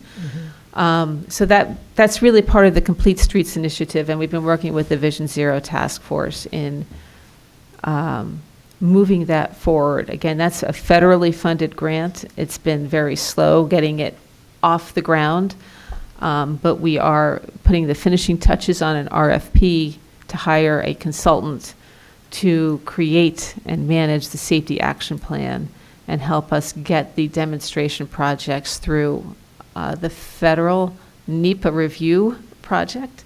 So That's an environmental review. it is, yes. So there's a lot, because that comes with the territory with the federal funds. There's a lot of paperwork and a lot of procedures that have to be. I know people are anxious to get this going, but it's my understanding is that when you're awarded the grant, you were told it'll take a year and you had to attend classes on how to manage the grant. Is that correct? Well, the classes were actually for a different grant, but Okay. yes, they told me it would take 6 months to negotiate a contract. We actually did it in 3 months. So we'll see how long it takes us to get the consultant on board. So I'm pretty happy with where we are right now. We're working in coordination with the county. This is a supplemental action plan to the action plan that Essex County is doing. They received funding from the federal government as well. So again, not only do we have to coordinate with the federal government, we also have to coordinate closely with the county so that we're supplementing their actions and not superseding or duplicating what they're doing. Related to this, we also received a grant to complete the next phase of the Glenridge Avenue bike lane.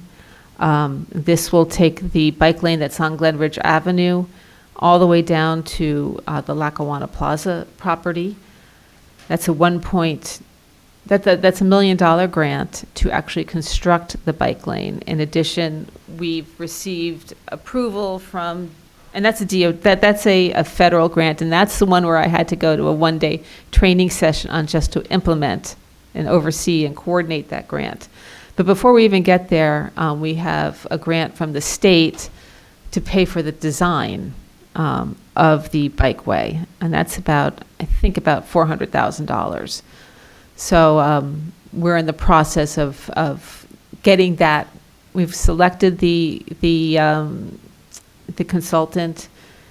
We're basically in the loop to get them on board, again, because the state's paying for everything. In this instance, it takes a while to get these things up and going.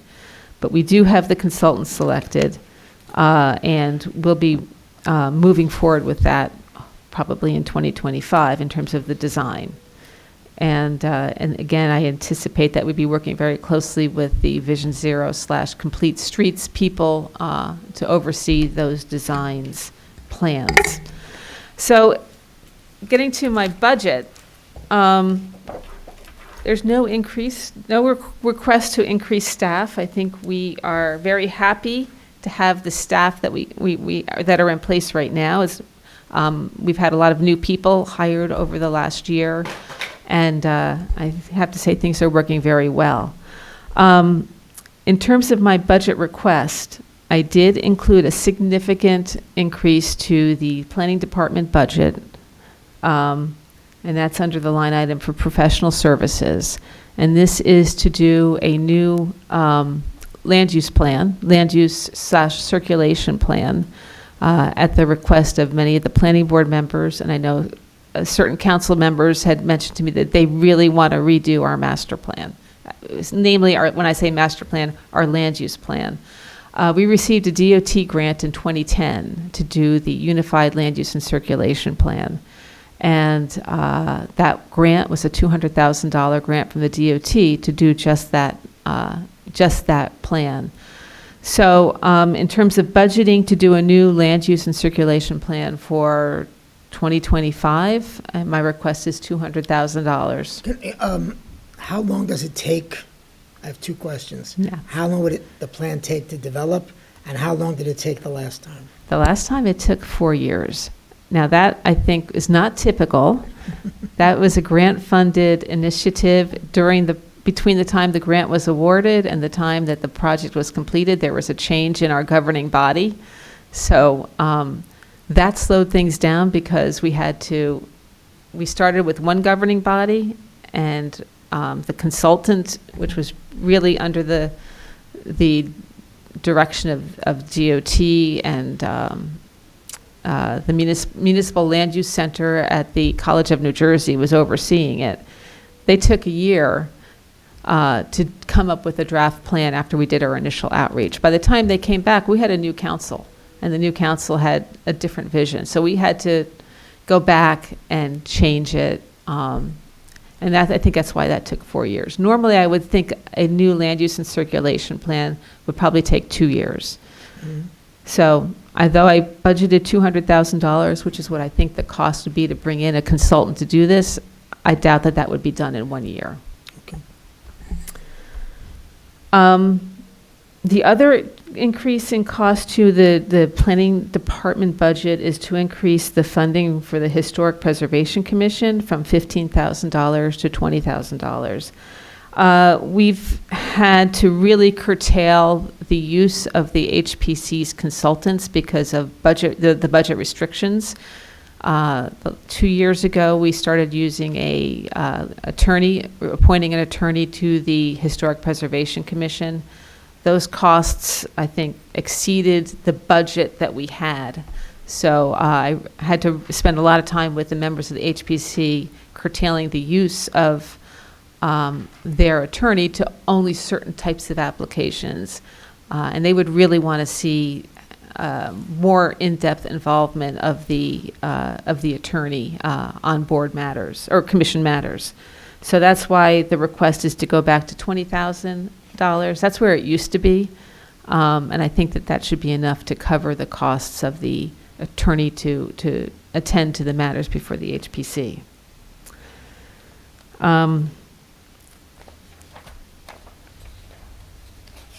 I had there was really no increase to the budget for the planning department, the planning board. The line items that we had last year have covered our costs, and we anticipate will cover the costs of this year.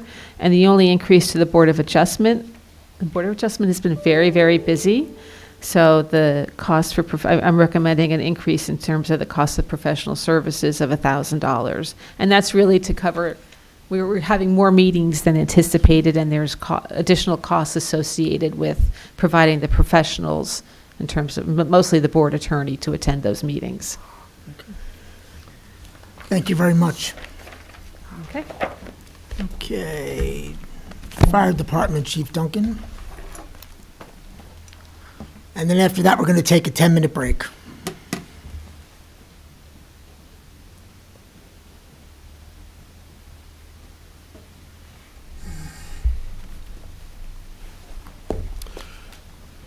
Good morning. Make sure your mic's on, Chief.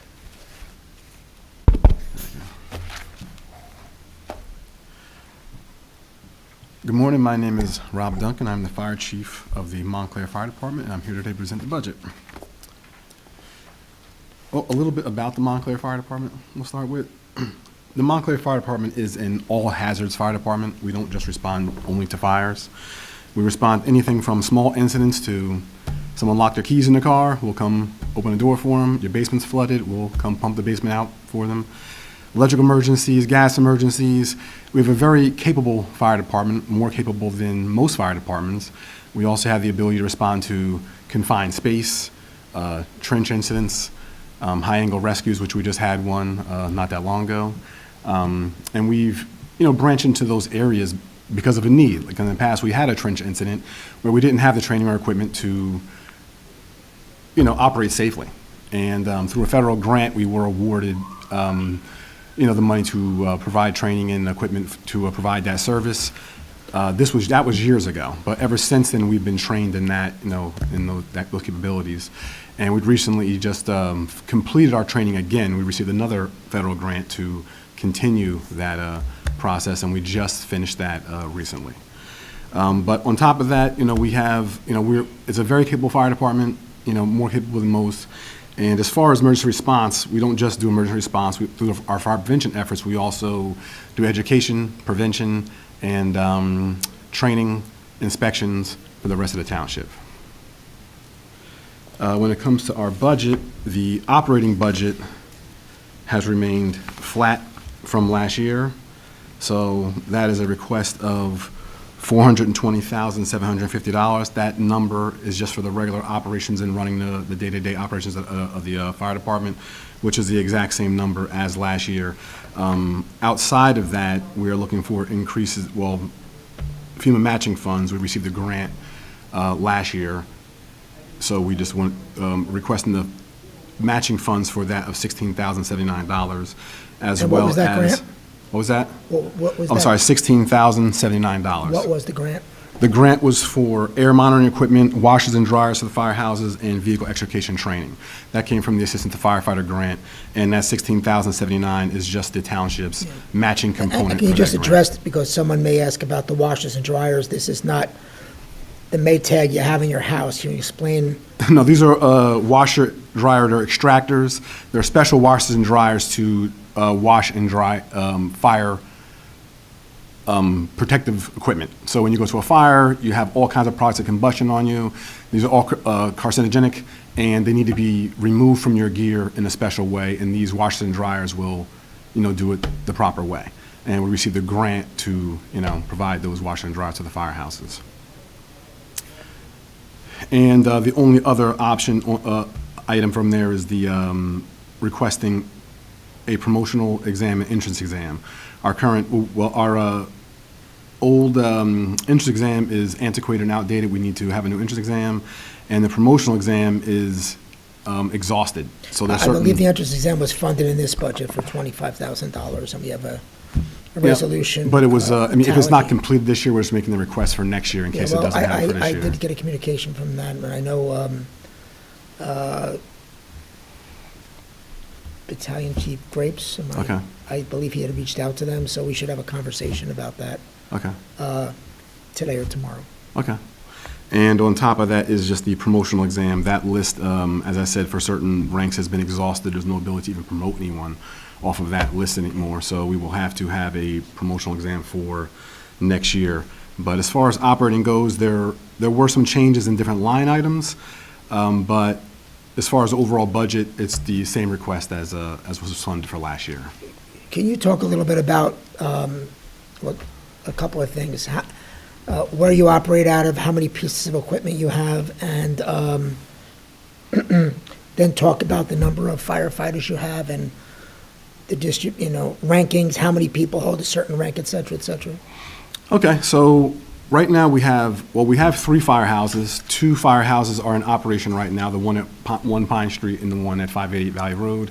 The Station 3 firehouse down by Nishwayne Park is currently under renovation and is not being staffed at this moment. And The apparatus- when was that closed? It was about a year and a half ago. And the apparatus that provided service to that location has been moved to headquarters at 1 Pine Street in response from that location. So we have 5 apparatus in service at any point in time. That's 3 engines, 2 trucks, and the battalion chief vehicle. The battalion chief is in charge. He essentially runs the day-to-day operations of that line shift. Every apparatus is staffed by either a lieutenant or a captain. So depending on the group, so there's 3 engines, 2 trucks. There may be captains or lieutenants spread through, the different apparatus. Every rig or apparatus has its own captain, so there's a captain of that apparatus. Any kind of changes, whatever goes through that captain. There's a captain of the house. So say Station 2, there's a captain who's in charge of everything that happens at that house. We have, firefighters, lieutenants, captains, and battalion chiefs. How many do you have of each of the rank? So 1 chief right now, currently, we have 1 deputy chief. We have 5 battalion chiefs. We have 8 captains, 12 lieutenants. Okay. And and they all have different Can responsibilities. you talk a little bit about, and I know this is not dollars and cents, but I'm trying to create a picture to the public if they're watching this about what we're talking about, because they'll see this number of $10 million or whatever it is in the exact number, I don't know off the top of my head, in the budget. So they should know how many people you have, but also how many buildings, how many vehicles and also how vehicles are staffed? Is there a minimum number of Yes, right people now- per vehicle, et cetera, et cetera? I'm just trying to get people a little educated about where the people are and what the, how that works. Yep, so right now, every apparatus, being engines or trucks, is staffed with a minimum of 3 people. So of those 3 people, be 1 officer, be that a lieutenant or a captain, and 2 firefighters. So that's every apparatus, that's what they have. The battalion chief rides in their own vehicle. It's a pickup truck. So that was just staffed with 1 person. The other apparatus all have a minimum staffing of 3 people. So that's, 3 frontline engines, 2 frontline trucks. We also have 1 reserve engine and 1 reserve truck. We have a rescue, but those are not staffed. Those are just in service. Only if something breaks down, we put those in service. We also have a rescue truck, which provides additional equipment and has our air cascade system. So if we have a fire, this truck responds to the scene and it can refill our air tanks in the fire or whatnot. And but that's not staffed either. That's only used in emergency. We might have callback personnel come retrieve that apparatus and bring it to the scene. That is what we have is our line apparatus. We do have also just other, like the Fire Prevention Bureau has vehicles, so if they're riding around doing inspections through town and whatnot. And we do have like pickup trucks that provide the plowing for if we were to have like a snowstorm or whatnot. But this plow may actually lead the way to getting the fire engine to that call. Or it just plows the aprons, plows the parking lots, and it also will act as a just a utility vehicle in case we have an incident, we need to move pieces of equipment around. So it's just we use the pickup trucks as they're all, just any kind of fill in the gap kind of equipment. Does that answer your question, or? Yes, thank you. So that is our operating budget. As far as our capital requests, we will be requesting a new engine to replace our engine 1. That one has been on a replacement list. It's a 2008, and it is, time for that to be replaced. That one estimated cost about $1 million. It does take roughly 4 years if you're ordering a new engine to actually receive it. So even if that were funded immediately, you're not receiving it for another 4 years. But you can't order it until it's funded. Well, there's a whole lot of different methods, I've been informed about in terms of leasing or just payment plans or just having to fund it all in one shot. So these are all things that can just be discussed with whatever company we decide to purchase with. Sometimes there are engines that are available immediately because they know that the lag time from ordering to you receiving your apparatus is 4 years. What some companies have done now is just start ordering their own apparatus. So there is a possibility of being able to purchase one that might, say, be along the, construction route at some point, and we could, cut that time down possibly. So that is at a cost of, we're estimating about $1 million. We're asking for personal protective equipment. Our equipment has a shelf life. It can't go past 10 years, so it's the moment that it's 10 years is up, it has to be discarded, and new gear has to be purchased. So we're looking for $50,000 for that. Tools and equipment of $40,000. Station 3 renovations, we are requesting $1,026,000. Now this number comes as a range. I did get updated figures from the architect, and that is the high number on the range. The range they gave us was anywhere from $600 and something thousand all the way to $1.026 million. So that will be in there somewhere to complete the renovation of Station 3. 2 SUVs and the lighting to replace our older SUVs that are 15 years old at $100,000, and repairs to Station 2. Station 2, a lot of the wood trim needs to be replaced, fixing of the masonry around the building, and painting at about $50,000. So those are the capital requests. Our staffing, we're looking to just keep it, right now, last year budget for 77, we're going to move forward with 77. The only increase to that, we are looking for an additional admin assistant. Even with that request, the base budget will be lower than it was last year. Even with the addition of the admin assistant, it'll be less What kind of expensive than it was turnover last do you year. have? I asked the police chief the same question earlier. We don't, our turnover isn't quite as bad as theirs. We do have, we are having some turnover right now, where our number will drop to 71 from 77 in the beginning of next year. So we will definitely have to, have that, excuse me, entrance exam to fill those spaces, as they're only running academy twice a year. So we really need to have those members ready to go for the academy, and starts normally in February at some point in time. Because if you miss that academy, now you have to wait till September to put them in. So we really need to, do that so that we don't have that gap. But normally we have, I'm going to say anywhere from 5 to 6, retirements a year that we just need to replace on average. All right. Thank you very much. Do you have And that's more? it. Thank you. Thank you very much. We're going to take a 10-minute break, and then we're going to resume with Mr. Ashley from DCS.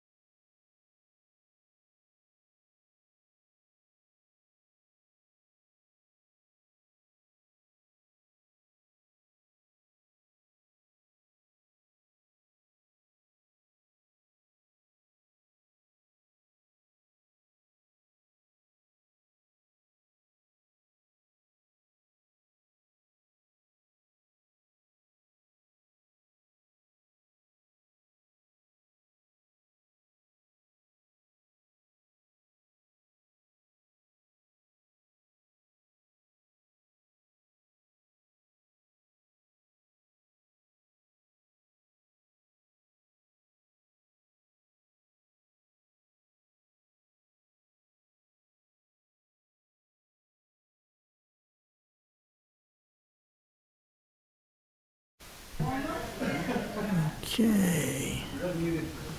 You're unmuted. We're on? You're on. Okay. Hello, we're going to resume now. Can I have everyone's attention, please? I'm sorry. We're going to resume with Austin Ashley, the head of DCS. Good morning. I'm here today to present the proposed budget for the Department of Community Services for the fiscal year 2025. Our department is a vital component of Montclair's infrastructure, employs 111 dedicated... Is your mic on? Oh, sorry. Oh, sorry. Our department, a vital component of Montclair's infrastructure, employs 111 dedicated individuals across 4 divisions: DCS proper, the building department, water and sewer utility, and parking utility. For this presentation, I'll go specifically into DCS proper and the building department. Afterwards will be water and sewer and parking utility. Public Works is a multifaceted term used interchangeably with infrastructure, encompassing a wide range of services, involves physical attributes of the community, including snow removal, sanitation, recycling, masonry, electrical work, underground infrastructure maintenance, road paving, street sweeping, storm preparedness, and tree care. Beyond these tangibles, Public Works is a complex system that requires effective management, sound policies, and skilled personnel. These factors are critical in ensuring the delivery of reliable and efficient services that contribute to the overall well-being of the community. For the 2000 fiscal year, we have proposed a budget increase of $500,000 bring our total operating to $7,949,336.76. That's for the operating and a few lines for overtime. This increase will allow to enhance our services, address emerging needs, and maintain high standards for community expectations. By investing in Public Works, we're investing in the future of Montclair. We are ensuring safe, sustainable, and thriving community for generations to come. So we'll just go through the areas that we have identified for the increase through the budget. Most of the lines will be remaining the same. I have a $100,000 increase for engineering or professional services, and this is mainly due to How much did you say? $100,000. $100,000. So the total would be $350,000 for professional services. And this is mainly due to an increased workload and demand for things such as the traffic studies and stormwater maintenance issues that we have had asked the engineer to look at. For the next line that we're looking to increase is seminars and meeting expenses, and this is specifically for safety training. Safety training has been something that has not been, in my opinion, adequately funded for this department. We have made do with the resources we've had for this year. Today we're doing forklift training, but there wasn't an actual line in the budget for that specific training. So this will allow us to do more comprehensive training, providing for safer work environment for our employees, and the end result is better product for the taxpayers. For street repair and maintenance in the overtime, we're proposing to go from $15,000 to $35,000. Last year it was requested that we do $30,000, but it was only funded at $15,000. The need for increased overtime for this line is predominantly due to the levels of staffing in that department. It is at a low point for staffing. I have to commend the employees for doing a wonderful job with the resources and the staffing that they have, but it is beginning to take its toll. We have 6 in-streets, and we have 18 snowplow routes. So we have to supplement those plowing routes with members from traffic division, shade tree division, and if the storm is prolonged or protracted, we will have to rely on this and the backup from water and sewer, as they are our backups. So that we're requesting that the overtime be increased for streets and roads maintenance.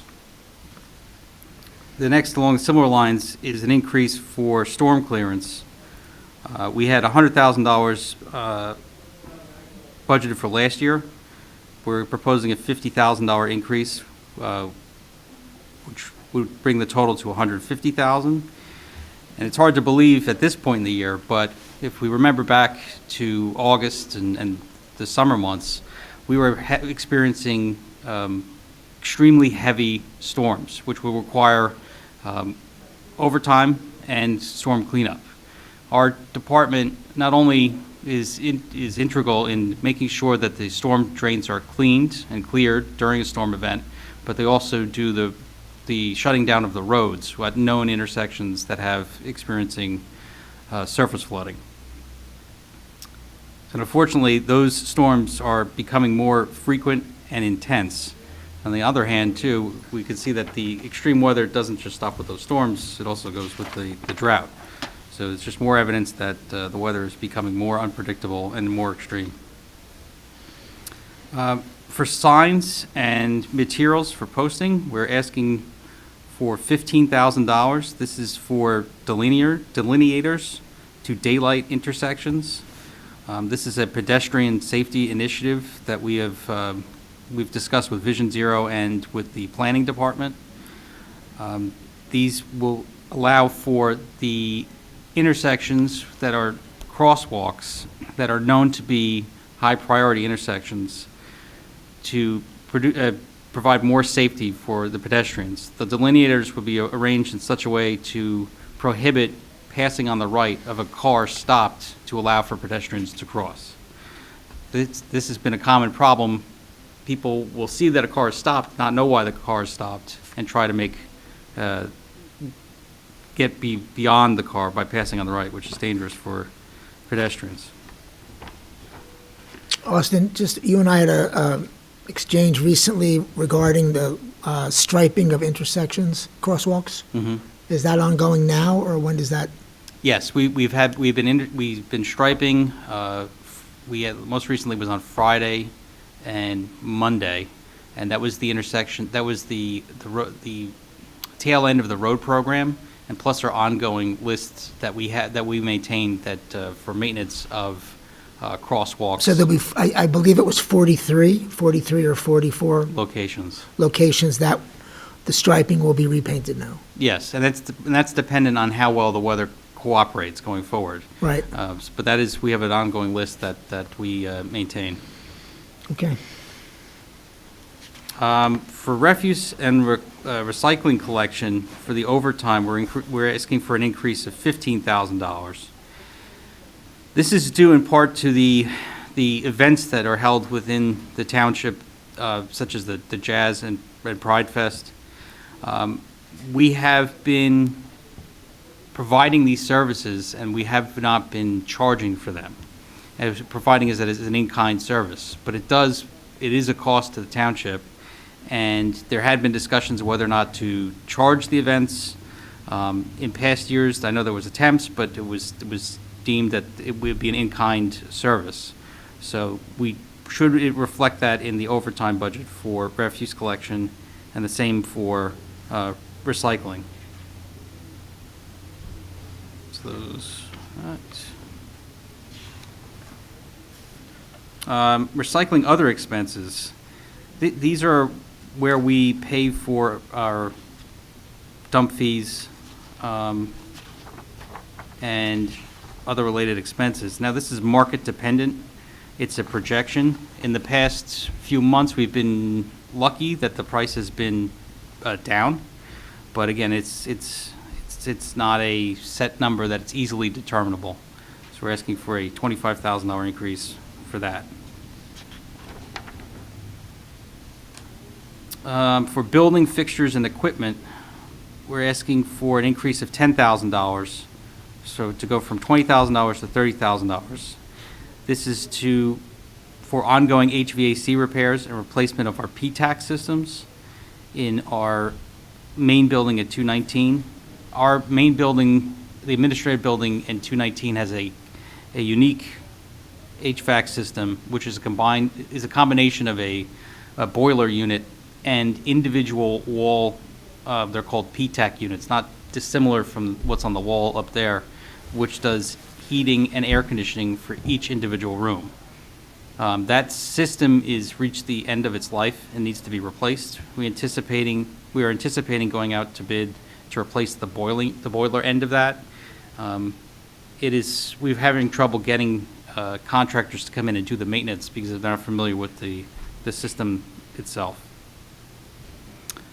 We're also requesting an increase for the animal shelter to do some needed repairs to replace some windows. That is a $11,000 increase from $14,000 to $25,000.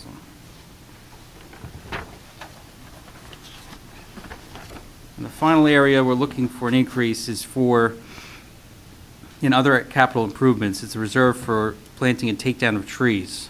We're asking for $150,000 for tree work.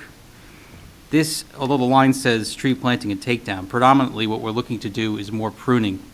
The pruning has taken a back seat in recent years. And if you go to any of our parks, you can see that trees are in need of elevation. There's a lot of dead wood in those parks. Right. And even on the streets. The $150,000 will not complete all of that work, but I think that would be a good start to getting ahead of on that project. Is that involving overtime, or that's contracting with the? This would be contracted out.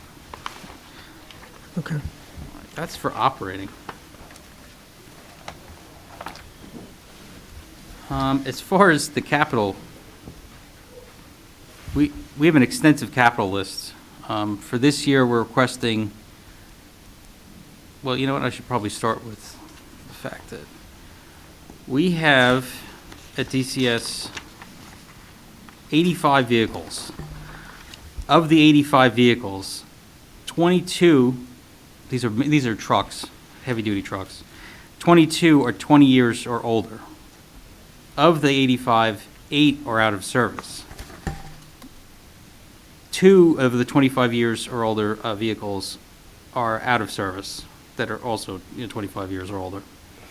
That's to say, our fleet is very, very old, and it's having an impact on our ability to perform daily functions. We're down to no spare trucks, and the mechanics are doing a wonderful job of keeping the remaining trucks on the road, but it becomes increasingly difficult. There are some trucks where we cannot have, the parts are no longer available. In one particular case, they had to contact the manufacturer and they had to remanufacture parts for them specifically. And they told us this was the last time they were going to do it. So that these vehicles have reached the end of their life. So we're requesting for this year is 3 31-yard Packers, which is a total of $975,000. We're also requesting $120,000 in Packer repairs. That's to keep the Packers on the road, the older ones. And also you have to remember too, the lead time for these garbage trucks is 2 to 3 years. We have ordered I believe it was last October, we ordered a Packer, and it is still not arrived. We have money for maintenance for mason dumps, 2 mason dump trucks. That's $90,000. A large snow plow is $275,000. How old is the snow plow you're looking to replace? The large snow plow is 35 years old. We need capital money to rebuild snow plows. These are large snow plows that go onto our dedicated salting trucks and plowing trucks. And $20,000 for snow equipment rebuild. That's the other smaller trucks. We still need a roll-off chassis with box and plow and spreader replaced. That truck that new truck would be replacing a truck that is 36 years old. We have $300,000 for a bucket truck for the log, for the tree division. I don't have the age on that one, but it is also, it's over 20 years old. The log truck we need for $325,000, that's 33 years old. And our Vector truck, which just recently went out of service. And the Vector truck is the truck that we rely on for cleaning out storm sewers and jetting storm sewer lines. The back of the Vector truck, which is where the material is sucked into, it's like a large vacuum, that has rotted away on the bottom. That is a 27-year-old vehicle. And we project that cost to be $400,000 based on speaking with people in the industry. For DCS admin, we're requesting $10,000 for computers. We have about 13 computers that need to be replaced.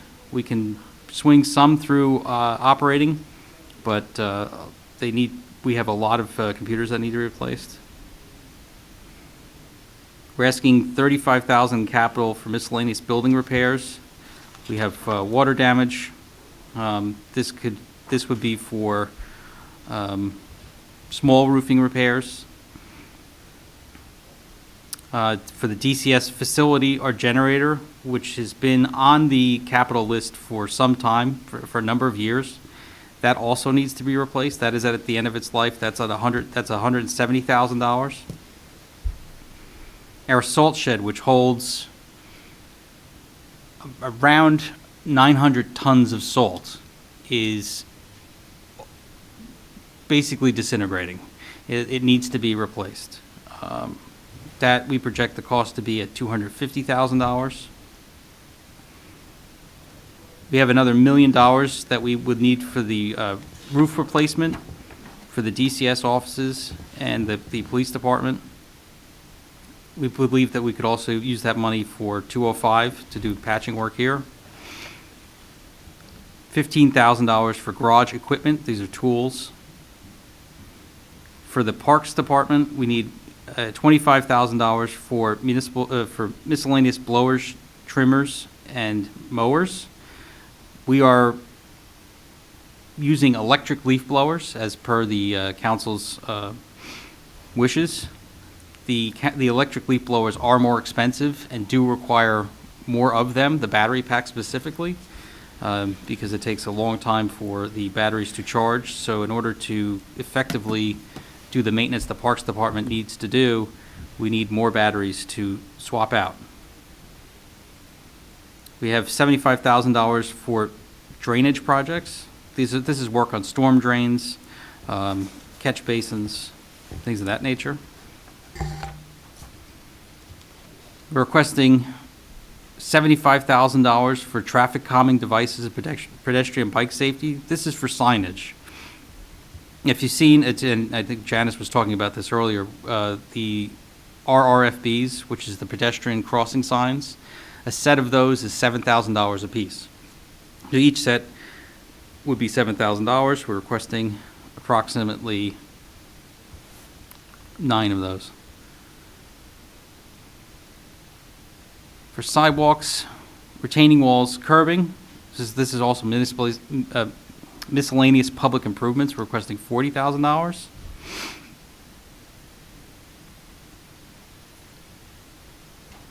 We have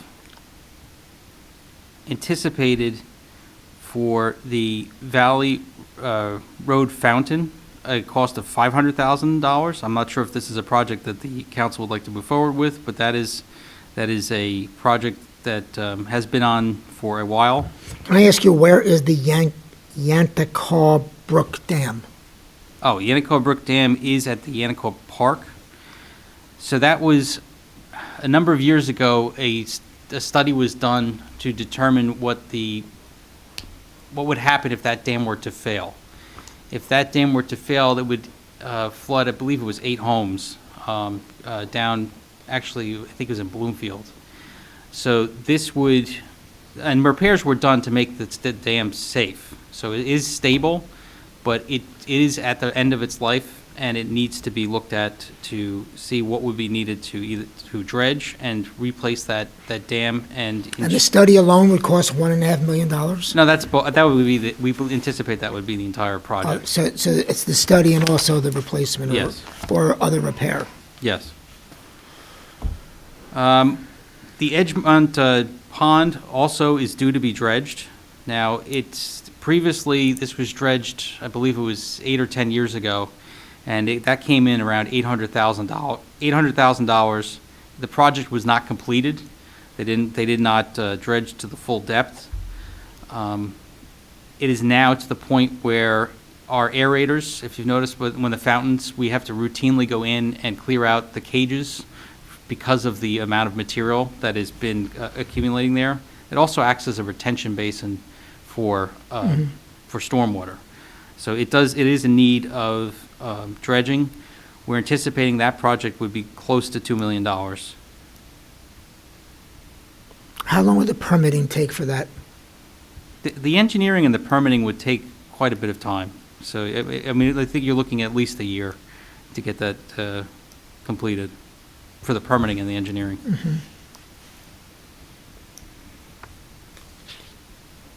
All right. We're also asking for the pools and pumps, $20,000. This is to replace and rehab the pumps in the 3 municipal pools that we maintain. In shade tree, we're looking for $250,000. This is for tree takedown and crane work. There are trees that we cannot handle with our equipment. After a certain height, it is required for us to get outside contractors to do the crane work to get those trees down. And in addition, we do around 150 to 300 trees a year in planting, and this funds that work. So that's the total for the capital. Okay. Oh, and also the street program, that's $3 million for the street projects. And that includes repaving, striping, and curbing. And I just wonder if you can just give us give me an update on the traffic signal at Bellevue and Park. Where are we? So the traffic signal at Bellevue and Park, the underground work has been completed. We are waiting on the shipment of the mast and poles. The lead time for those has become a problem, not just for us. At the intersection of Watchung Plaza, the county is experiencing similar problems. So we anticipate by the spring that we are hoping that the rest of the mast and the pole is delivered. In the meantime, the concrete work for the mast and the pole will be completed. So it is remarkably fast to get a traffic light replaced in that time period. Mm-hmm. And you don't have any request for any additional staffing, correct? Not at this time. We do have a 2 retirements that we're going to need to fill. We're cognizant of the fact that this is not the year to be asking for more employees. There are departments, as I said, in streets and roads and a few other areas that I think that more staff would be. Shade tree is another one. I'd like to have a second crew of tree workers. But I think for this year we can make do with the staff that we have. Okay. Thank you very much. Thank you. Mr. Primavera.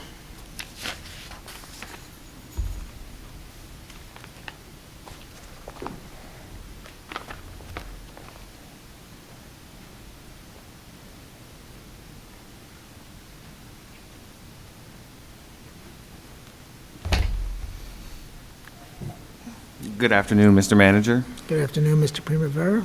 Michael Primavera, Acting Superintendent, Water and Sewer Operations for the Town of Montclair. So before we get into our budget, I'm just going to go a little over what we do on a day-to-day basis. We maintain 132 miles of water main, 10,635 service connections, two major pump stations. One of our main pump station, Grove Street, has two 9 million gallon a day pumps, two 4.5 million gallon a day pumps that we maintain. We have another pump station at Watchung Ave, which feeds, I'd say, 2/3 of the town, from Grove Street up to the top, pretty much. We maintain that as well. On the sewer side, we maintain about the same mileage of pipe in the ground. We flush the system end-to-end yearly. We do our critical points monthly, which is your business district on Bloomfield Ave and off of Bloomfield Ave, and respond to customer complaints, calls, anything that is needed of us on top of the emergency response we have for water main breaks, sewer backups, anything else involved in our department. All right, so in terms of water operating, our biggest cost yearly is our purchased water. I reached out to North Jersey Water District this week. They haven't gotten back to me yet on what their percent increase may be for next year. They're still working on their budget. They said they don't see it being over a 10% increase, but they're not sure. So they were gonna get back to me on a true number for that. You know, other things we have to deal with coming up this year is we have this drought watch in place, or drought warning we are up to now as of yesterday. If we have to keep our wells on through the winter, that's more sampling we're gonna have to do in 2025 with the first and second quarter. That's something that may have to be added to our budget. We have to see how that works out. There is also, what else do we have? Our material bid is gonna be up in August of 2025. We're gonna have to rebid that, so there's gonna be price increase on parts that we're gonna need moving forward. So you'll see in our budget line for water for construction and maintenance supply, we did do a little bit of an increase, but not a major one. It's maybe a 10% increase. Chemicals and gases is gonna be another one we do a small increase on, about 10%. Again, that's with the wells May having to run. We're anticipating we are gonna run them through the winter months with the drought, as there is no wet weather coming forward. But pretty much across the board, everything else is gonna stay flat. And how many employees do you have? We have 13 employees. We have 3 supervisors, 2 administrative staff, and then we have 2 gentlemen who are in our sewer department. We are actually just offered somebody a position to have a 3rd person on staff for our sewer department. We're replacing somebody. And then the rest of the guys are in water. Can you talk a little bit about the whole replacement program? In terms of water main, lead services, where would you All like of to them. go? So water main, we are required to replace 1/150th of our system a year as part of the Water Quality Accountability Act. We try to do a mile, which usually roughly works out to about $1 million. We supply all the materials, we buy it up front, and the contractor supplies the labor.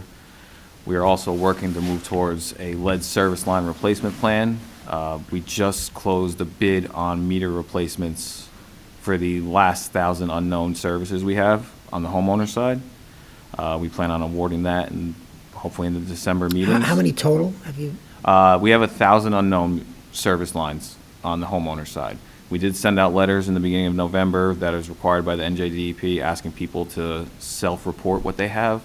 We haven't gotten a number of those back, but not 1,000, so we're still gonna do the meter replacement program. What that'll also do is, we have collectors throughout town that automatically read the meters. As we upgrade the meters and the radios, we'll be able to get more reads, so that way it frees up the person who does the meter reading to do more repairs and less time driving around collecting reads. Right now, we collect about 6,700 reads, just right here from in the tax, water, and sewer office, out of 10,000 meters. So the goal is to get closer to the 10,000 with this meter change out. The lead service line plan, once we have a final inventory, what we're gonna have to do is come up with multiple plans and present to mayor and council and say, here's the options we've come up with, however they would like to proceed is how we would proceed with that plan. I know we put in for $4 million in grants over a 2-year period. We haven't heard anything back about those grants. So we're still waiting to see if we will receive those grants. If we do, obviously it makes it an easier decision on how we do replace those service lines. But we're still waiting to hear back on that one. Other things we have on the table coming up, one of our engineers is finalizing the packet needed to receive the $2 million grant from Mikey Sherrill for Randwell. Randwell is going to be an interesting conversation because the flood maps have changed. They may require us to raise that whole building in order to move forward with it. Because technically the 100-year floodplain maps have changed, and now where that well sits right next to the brook, it's may become a bit of an issue for us. But again, we'll find that out once we actually finalize the plans and receive the money. Other things we'll be working on this year, we have variable frequency drives. These drives, we want to replace a 250 horsepower drive and a 500 horsepower drive. These drives control the speed of our pumps, and they're very vital to the utility because what they do is they fill and drop our tanks, and with that, we want to exchange water constantly because what that does, it keeps your chlorine residual up and it keeps your total trihalomethanes and haloacidic acids down, which are disinfection byproducts, which we have to sample for quarterly. So these drives are very imperative for us to replace. They have a lot of hours on them. One of the drive has, I think it's 60,000 hours. Another one has about 55,000 hours. So we're looking to replace them this year. The lead times have come down a lot. Plan was to replace them last year, but it was a 16-month lead time, I believe. Now we're looking at like a 3-month. So it's that process has sped up for us. So we'll be looking to do that. Other things we're looking to do for the utility, we have to replace one of our trucks. It is a 2000 vehicle. It is our compressor truck, it's called. It carries all our safety equipment, saws, pumps, shoring that these guys need to go in the hole for emergency response. The problem with the truck is any part that needs to be replaced has to be custom fabricated right now. They do not make parts for this truck. Nothing cross-references. It's pretty much obsolete. So anytime it goes down, we lose it for months on end. It's not just a quick repair and back on the road. So what we have to do is, this truck is a cabin chassis purchase with a custom-built body. So it's going to be about a $300,000 truck at the end of the day. But it's vital to our day-to-day operation, and it's vital to the safety of the gentleman doing the work for us. Can you talk a little bit about how the township has addressed the PFAS issue over the years and where we Certainly. are? So that was going to be one of my next points. 2 of our wells already have carbon absorbers on them, Glenfield well and Lorraine well. So we are already removing PFAS. You know, Montclair was ahead of the curve with this, which the old director found to be very important. The problem we have with the PFAS now is that the EPA and the DEP have changed their standard. It used to be 13 parts per trillion was your maximum contaminant level. As of April 10th, 2024, it's gone down to 4 parts per trillion. So essentially the way we have looked at it as the utility is consider a 4 a 0 because it's very minimal. So carbon changeouts are going to be something that may be more readily happening in the future. We have to do one on Lorraine well coming up. We did have breakthrough on that first vessel. We have found through our sampling. So in the February month, February of 2025, we're looking to change that vessel out. But yeah, in terms of PFAS, Montclair, I would say, is definitely ahead of the curve. Thank you. Now it's another thing with Randwell. Randwell is going to need PFAS plus perchlorate treatment. They found perchlorates in the well. Perchlorates was from jet fuel. So I guess from what I was told, during World War II, Public Works was a military depot where they had a turnaround and the fuel spilled. Now it's in the aquifer. So now that's one of the things we're going to have to clean up. How you clean that up is a ion exchange resin. So you would have to have 2 carbon vessels plus an ion exchange resin at that well site. So that's going to be an interesting task to take on. In terms of Glenfield well, with the level changing of the contaminant, we are possibly looking to add a 3rd vessel there. Because Glenfield well is our highest producer right now. We run it at about 600 gallons a minute. Describe what a vessel is, because Vessel is a large storage bin. Say it's a oval, kind of like egg-shaped almost. And what it does is it holds carbon. It holds about 20,000 pounds of carbon each. The water goes in through the top and slowly trickles through. The PFAS is removed as it travels through the carbon and then goes out the bottom. Mm-hmm. The problem you have with Glenfield well is it being such a high producer. You get removal, but the detention time is I'd say that, I think minimum detention time on these things as per DEP standards is 18 minutes. At what we run it out, we get about 18 minutes and 27 seconds. So that carbon exhausts a lot faster. So rather than continually do these change-outs, we're looking to add a third vessel to save the township money in the long run of not constantly having to change out, where you have 3 vessels now, you can rotate and make, each one the lead and put the worst one down to the lag, so that way it is now, you're doing your proper removal, and you don't have to worry about breakthrough and changing out constantly. Another thing we're looking for in water utility is updating our programmable logic controller parts. A lot of our parts are obsolete. They do not make new parts for them. What this is it's pretty much the brains of our operation.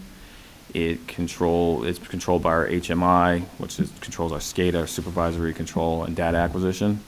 That tells the pumps to turn on, shut off, speed up, slow down. But a lot of what we have in place now is no longer being sold, so in order to do these things, we have to upgrade each one of these PLCs. Last we spoke to our vendor, to replace all these parts is going to be around $60,000. So we're looking to put a bid together maybe and put these out to bid to see what we can do. And that's pretty much it in terms of water.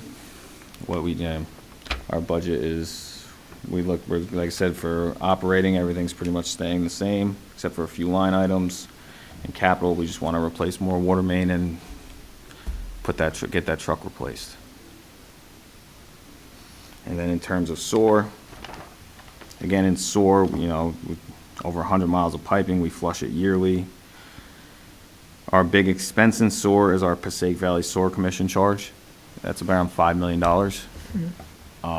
But that is covered by the cost of the treatment charge that's added on to the bill.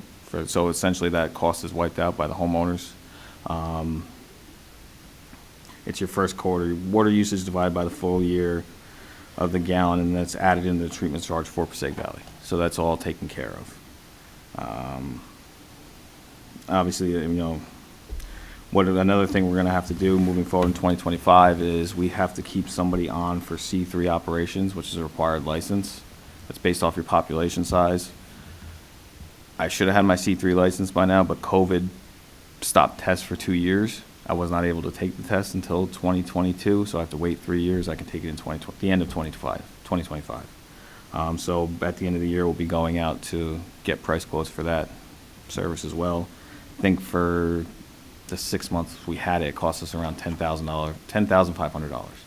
So add another 6 months on, unfortunately, but we have to follow the DEP standards. That's their standards.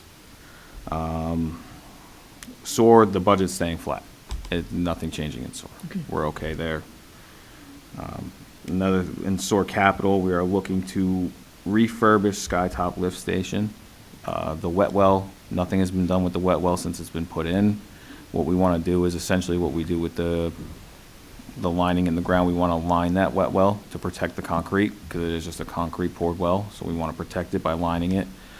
We also want to upgrade all the piping, electrical in the building, and then line the force main that goes out to Alexander Ave, because once you shut this down, you want to do this all in one shot. This isn't something you can do in phases.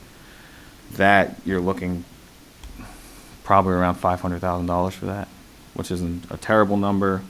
And then the other thing we're looking to do is line the SOAR mains, continually line them, because Montclair is a 100-year-old system, a lot of cracks, a lot of roots. What this does is it renews the life, adds another 100 years to the life, increases the C factor, so more material will travel down and not get caught up and blocked. It actually makes it easier for these guys when they flush the pipes. It clears the grease and debris that does get caught in the lines. So this is just stuff we like to continue with and move forward and keep the system running for the users, so that way less call outs, less backups, less water main breaks, things like that. Great.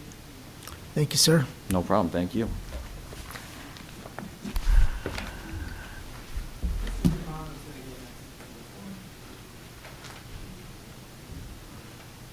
Sure. I was going to do that myself.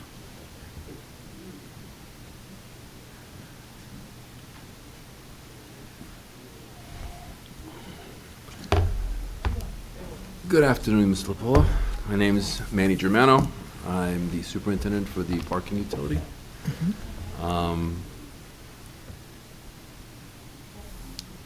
So the parking utility is a self-funded department. Sorry about that. And right now we're going to be getting, we're close to, right now we're at $3.6 million. We project on being able to have $4.5 million in revenue at the end of this year. Our budget, our operating budget, we are planning on leaving it pretty much flat. There's a couple of things we would like to change. We were asking for an additional $25,000. Well, actually, let me go over the parking utility, I'm sorry. We operate 29 surface lots and 4 parking decks. The 4 parking decks are actually managed by a vendor called Impark, and consist of about 1,100 parking spaces. That we do parking utility also is in charge of parking enforcement for both daytime parking enforcement and overnight parking enforcement. Right now, we currently have around 320 night permits that we have in the system, and we have about 254 on-street overnight parking permits on the streets that you're allowed to park on overnight parking, which is 15 streets right now.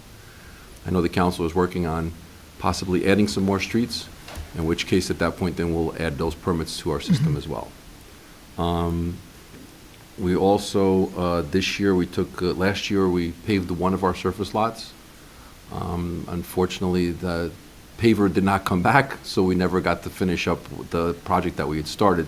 So this year, we paved an additional 4 surface lots, which leaves us about 8 lots now at this point that have to be upgraded, that still have to be updated.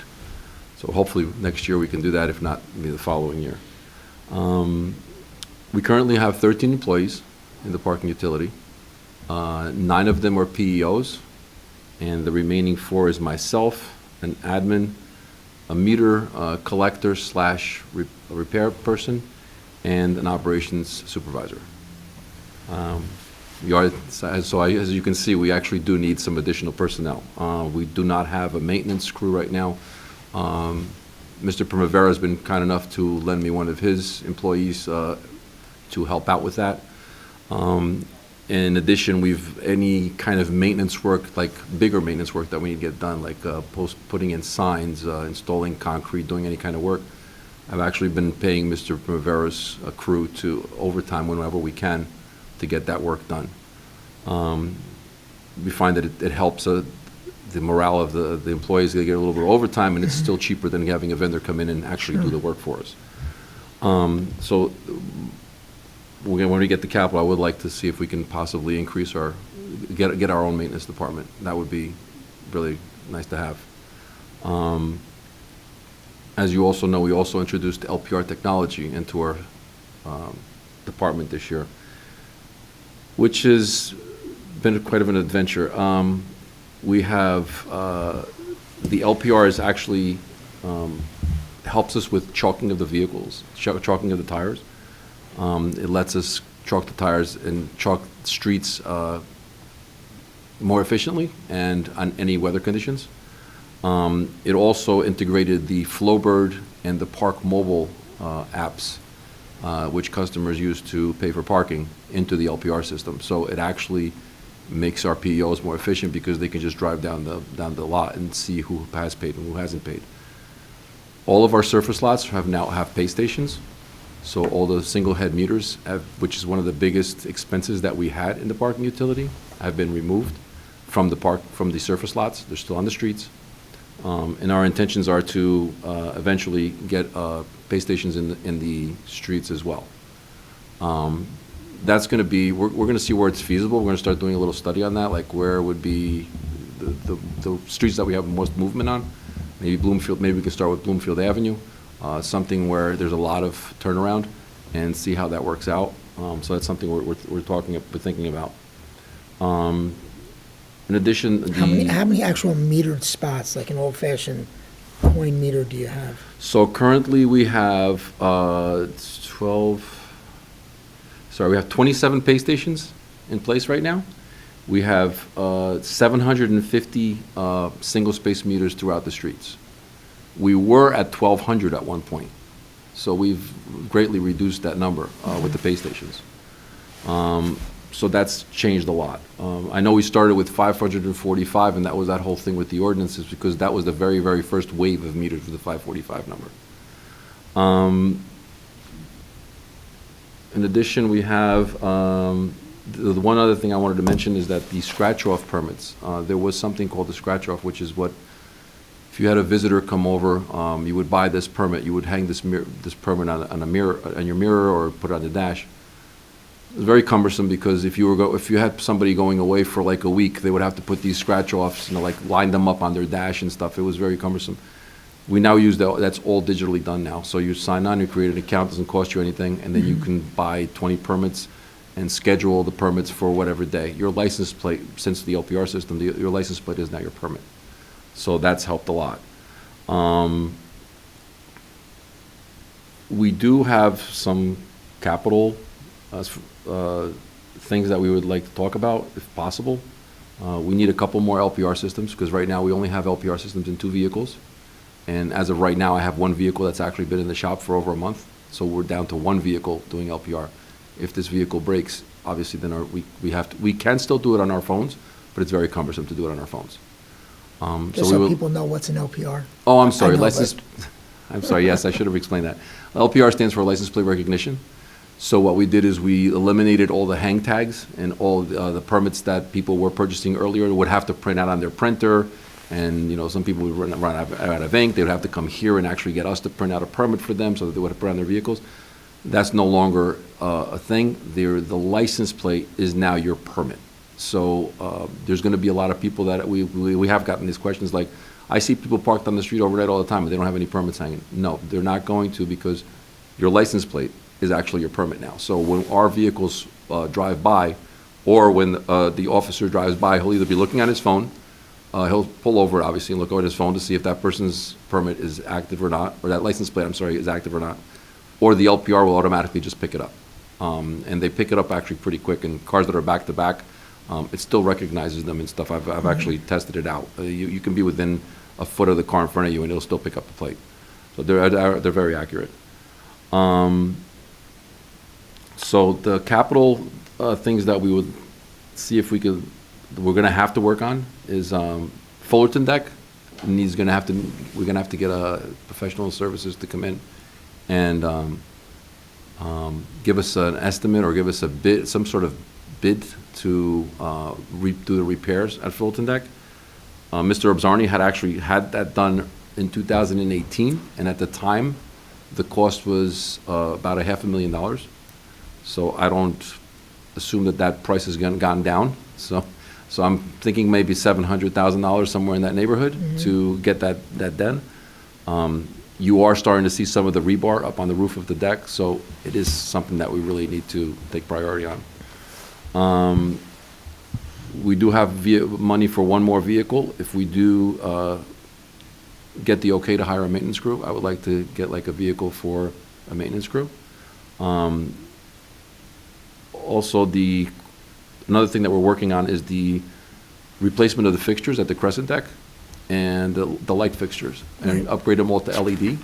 We have been in the process of upgrading them to LED, but there's the new technology that's out there actually has motion sensors and everything on the fixture. So if we're going to continue with this process, I'd like to.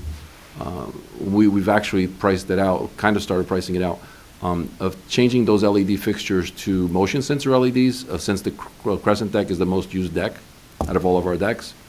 And then take the existing LED fixtures that we have already replaced and put them in, finish up the Bay Street deck, which is the commuter deck. And there's still a few fixtures that need to be replaced that are not LED. The only other thing that I have is, I'm sorry, the cameras for the Midtown deck. We were working on, Mr. Fan has been working on a quote for us to install cameras at the Midtown deck. And we would like to put in a request for new computers for the office here and the office at the Crescent Deck. We're hoping we can get $5,000 for that.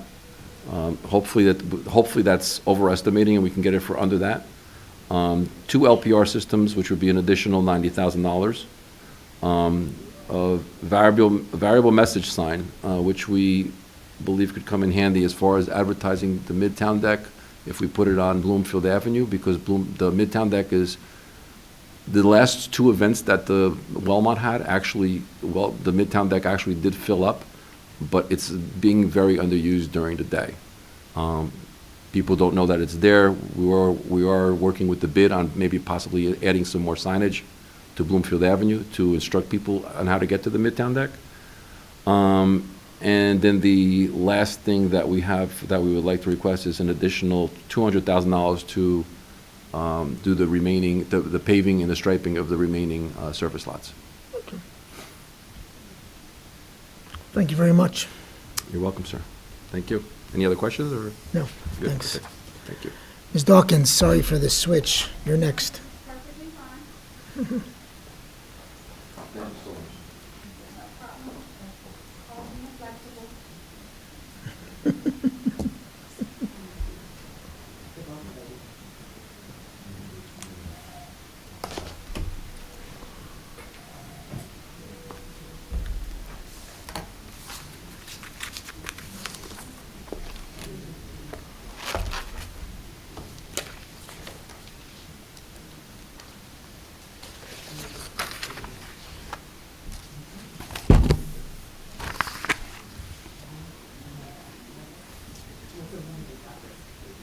Ready? I'm ready. Good afternoon, Manager LaPola. My name is Alicia Dawkins. I am the Director of Human Resources for the township.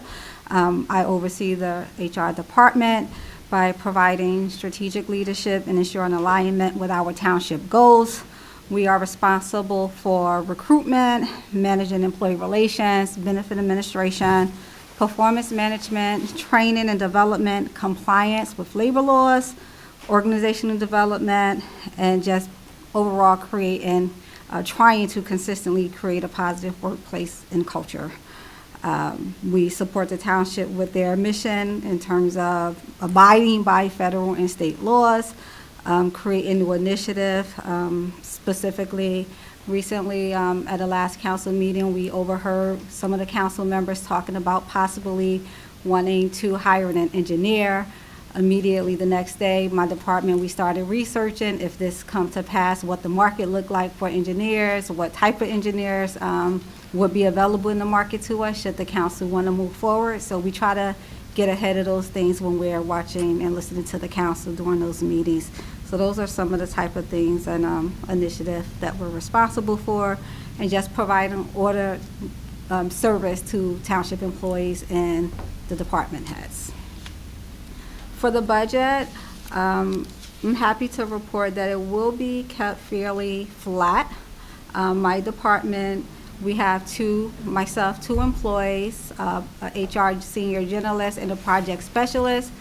As of December 3rd, you know we're going to be down one person. And even with that, I'm still not asking to add to the department. We're going to make do with what we have, and that will require the project specialists at times to work overtime, since we're not going to be adding a temporary person to the department. So I would just like to keep that in mind in terms of overtime. So I just want to talk a little bit about our operational budget. The biggest part of our budget would be professional services. So I'm just going to high-level highlight some of those Sure. things. HighRight is our vendor for background checks. We pay roughly about $37 per background check. You will see a slight increase in the budget request for that, because now we have to do background checks for the interns that we hire. During the summer months, we hire roughly over 100 summer staff, so we have to do background checks for all of those hires as well. But again, it's not a substantial increase. For 2024, as of today, we conducted 130 background checks.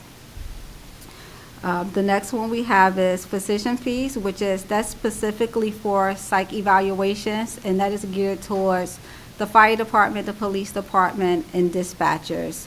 We're not having regular civilians go through that process. So that, there's been no change in that. We will be keeping that the same. As of today, we conducted 18 evaluations. For 2025, we're not looking to see a high influx. I did meet with the department heads that would need this service, and they're not looking to do a lot of hiring for 2025.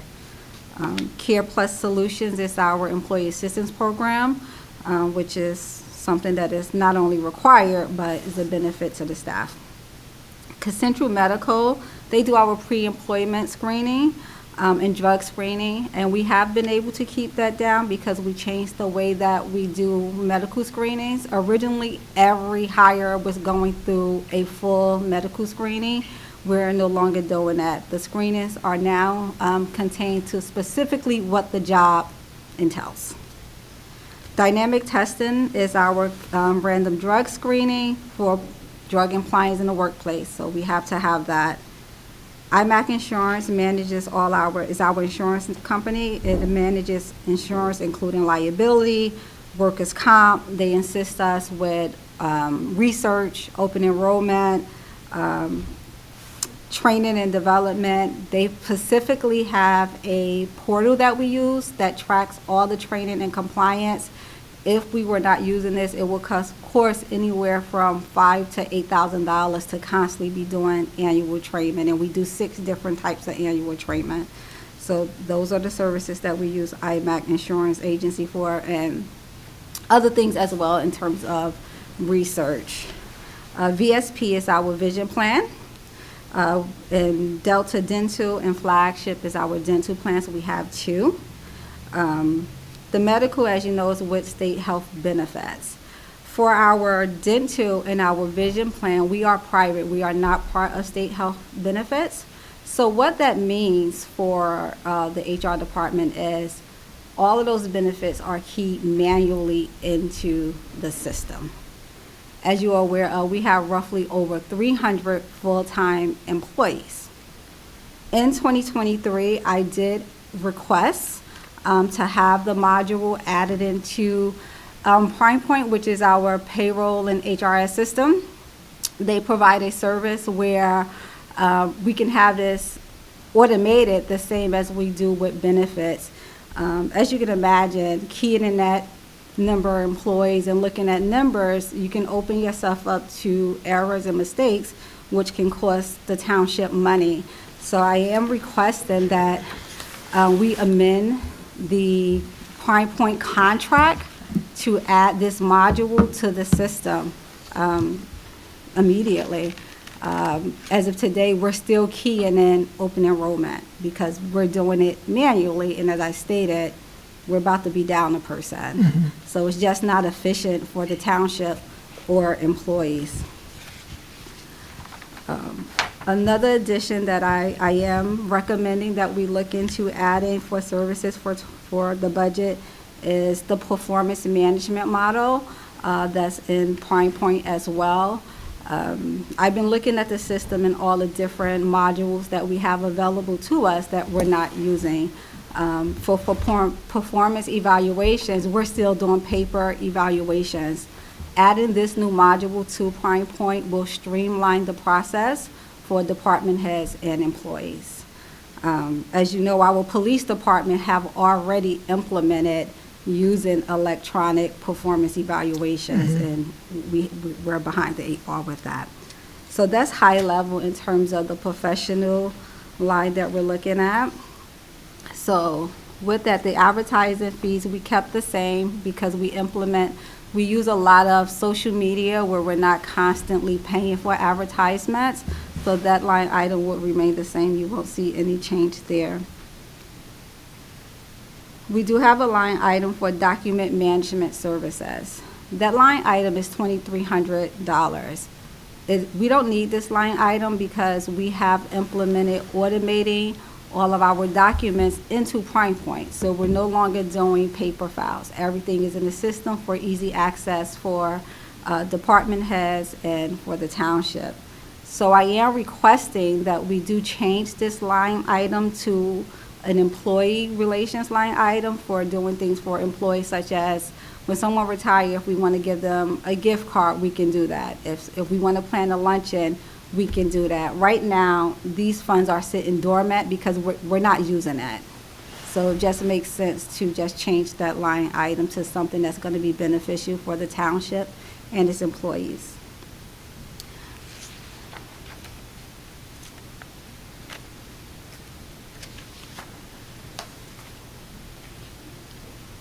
I am asking for a small increase for seminars and meeting expenses. For 3 employees, we only receive $100. That's, I'm not Okay. sure what we do with that. And most of the time, we end up paying out of pocket, so. We did, we have my HR generalist and myself, we are credentialed and need to keep our license and have our CEUs as well, so we would just like to see a small increase there. For the vision and dental plans, we were able to negotiate the rates, so you will see there's no change in the rates for the vision I and dental. recall that from the. Which is Right. really great.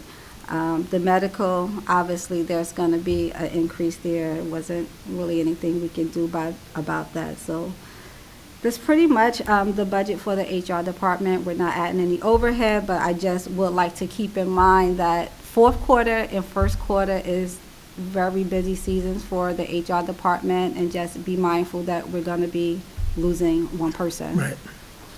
Thank you very much, Alicia. Appreciate it. Thank you.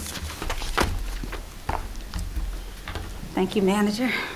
Okay, Ms. Bermudez Nieves, our municipal clerk. Township clerk. Sure.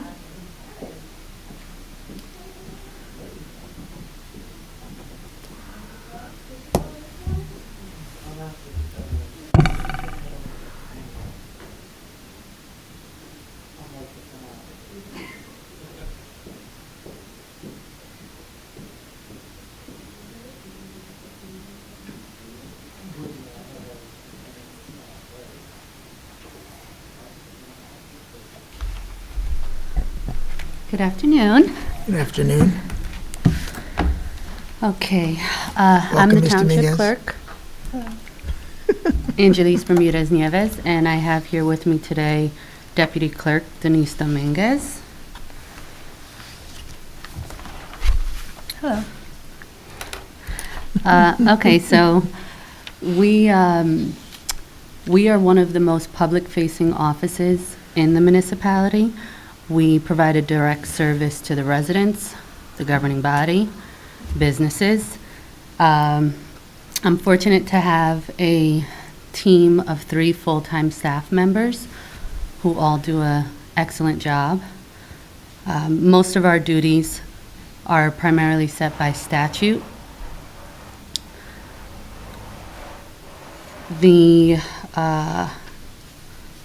The office, we're also outside of the 7 core statutory duties, which I don't know if you want me to go through that. Yes? Okay. So the core duties include serving as the secretary of the municipal corporation. So an example of one of those tasks would be directing the maintenance of the township code, maintaining all the minutes, archival records of the municipality, holding the seal, contracts. Another core duty would be serving as the secretary to the governing body. As you know, we attend all those council meetings. Another duty would be serving as the chief administrative officer of all the elections held in the municipality, serving as the chief registrar of the voters of the municipality, and then other duties that are assigned either by statute, whatever the state of New Jersey comes up with, or regulation, or sometimes it's a municipal ordinance that'll set forth what our duties are.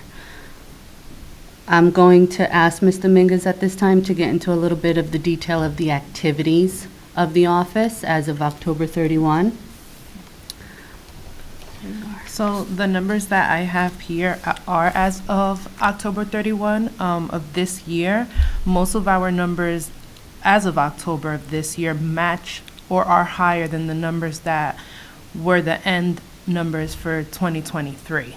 So currently, we've processed 1,247 licenses, permits, and registrations. We validated 3,835 petitions. We've processed 2,235 OPRA requests, which surpasses last year. And then we've attended 18 council meetings. Okay. That's all? Yeah, we've also had, there's major increases on the applications that we process. For one example is in our vending licenses, whereas of last year for specifically solicitor, we only had 9 applications. This year we had 104. Filmings, we've surpassed what we finished for 2023. For 2023, we had 43. As of October, we're at 62. And then in the revenue, there's, for special event vendors, all the events that happen in town, we have a 15% increase. That solicitor one that I mentioned, it's 1,000% increase, a little bit over that. And then the filming revenue is 38% increase. So as of October 31, we have collected $680,029.97 in revenue. The majority of the revenue is from permits and licensing fees. We do anticipate an increase in 2025 because of the additional cannabis and alcohol licensing that's now available in the township. In addition to what Ms. Dominguez just described, overall, there's been a steady increase in the number of license and permits and registrations that are issued by our office. As far as our budget request, we are tasked with managing the budget for our office, the governing body, and elections. So the total appropriation request for 2025 is $284,561.54. That reflects a 0% increase for the clerk's office. Clerk's office is at $49,489. It reflects a very small increase for the governing body. So far, the one request that I've received is very small, like a $100 increase. So the governing body total is $45,072.54. And then for elections, we have a decrease of about $100,000, or about 34%, because the scheduled elections for 2024 only include a primary election in June and the general election in November. Unlike this past, or this year, better said, we had 3 scheduled elections, but we actually, due to the special elections mandated by the governor, we actually conducted 5. So we anticipate in 2025, we won't need so much for elections. Can you explain how the state pays for partisan elections, but does not pay for nonpartisan elections? Yes, pursuant to statute, if you are a nonpartisan municipality, the municipality covers the entire cost of the election. Every scrap of paper, the entire election, the municipality must pay. I can tell you that this year it may be for the first time in Montclair, we sought reimbursement from the state, and I'm happy to report that we received about $30,000 as a reimbursement of the cost of our municipal election. So we do work to try to keep the cost down in any way that we can. Mm-hmm. Do you have any questions? Is that it? That's it. You guys are great. Thank you. Thank you.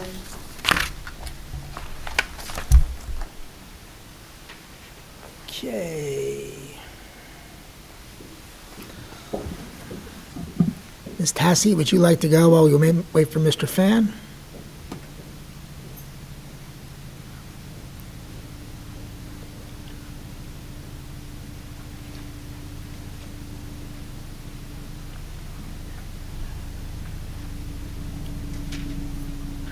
Good afternoon, Manager. I am Norma Tassi, and I'm the Director of Code Enforcement since March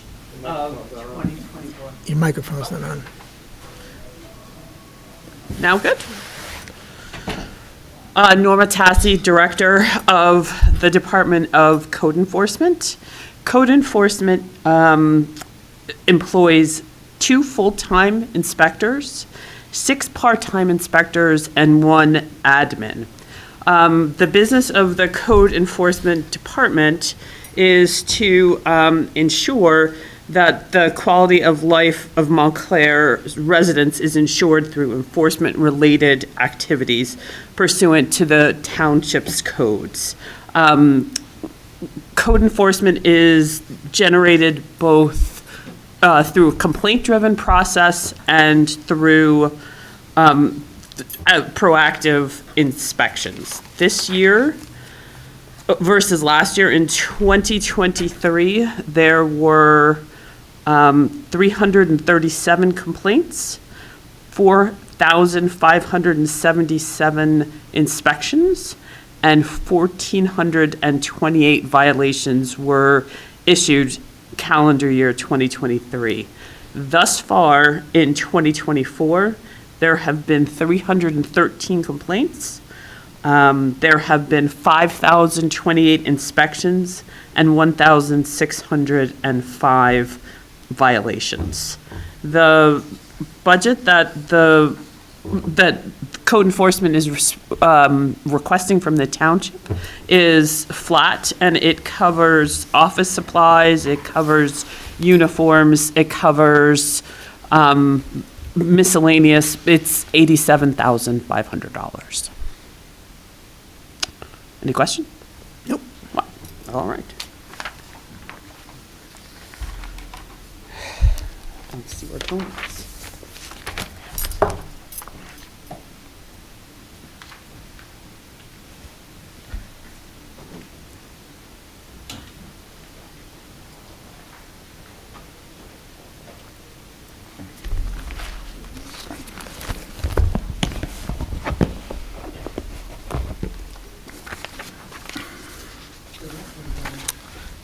Last but not least, Mr. Fan. Good afternoon, Mr. LaPola. My name is Tony Fan. I'm the Chief Information Officer for my department, which is the Office Information Technology. In my team, I have 2 IT help desk technicians, and also I have TV34 production manager is under my department, who I manage. And myself and the 2 IT help desk technicians are under the non-union management agreement, and my TV34 production manager is under CWA. So with the salary and wages is according to their contract or according to the non-union management agreement. In terms of the 2025 budget request, before I do that, let me give you an overview of what my department does. So my department is interact with all township departments, all other township departments, and also including the Montclair Public Libraries, and as well as the Montclair BOE, Board of Education. So because we have the share dark fiber throughout the town, including the library and the BOE. So therefore, I work with the Montclair BOE IT director very closely in terms of our fiber throughout the town, as well as for the Montclair Library. Beside the fiber connections, we provide the library staff the internet and phone services, and for the main branch and the sub-branch library. I think they have 2 right now. The third one is the 2 main library that I do support them, work with them. And also in addition for the Montclair Public Library, we do also provide them the cybersecurity training. I assign them to all the Montclair Public Library employees or new hire. Starting next year, instead just a one-time cybersecurity training, I will divide it into 2 every 6 months. So that will keep our employee to be constantly continue education, updating about the importance of the cybersecurity with their computer, with how to use a computer, how's the internet, how the use of the internet. Beside all that, as we all know, that IT technology is day-to-day changing rapidly, and it is known that cyber attack is everywhere. I believe recently Stop and Shop has also got cyber attack within this week, and then so it's not matter how we can prevent it, it's just when. Doesn't matter we can invest all the money and invest all the resources to it. It's just when it's the bad actor find a way to hack into the system.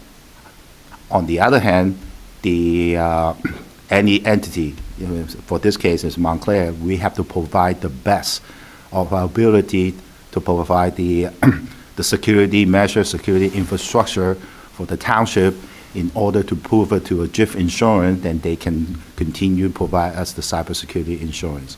It's not that we don't do anything. We still have to prove it to the GIF insurance people that the township should put the best effort to implement the security in place to protect the township and protect the resident as well as the employee.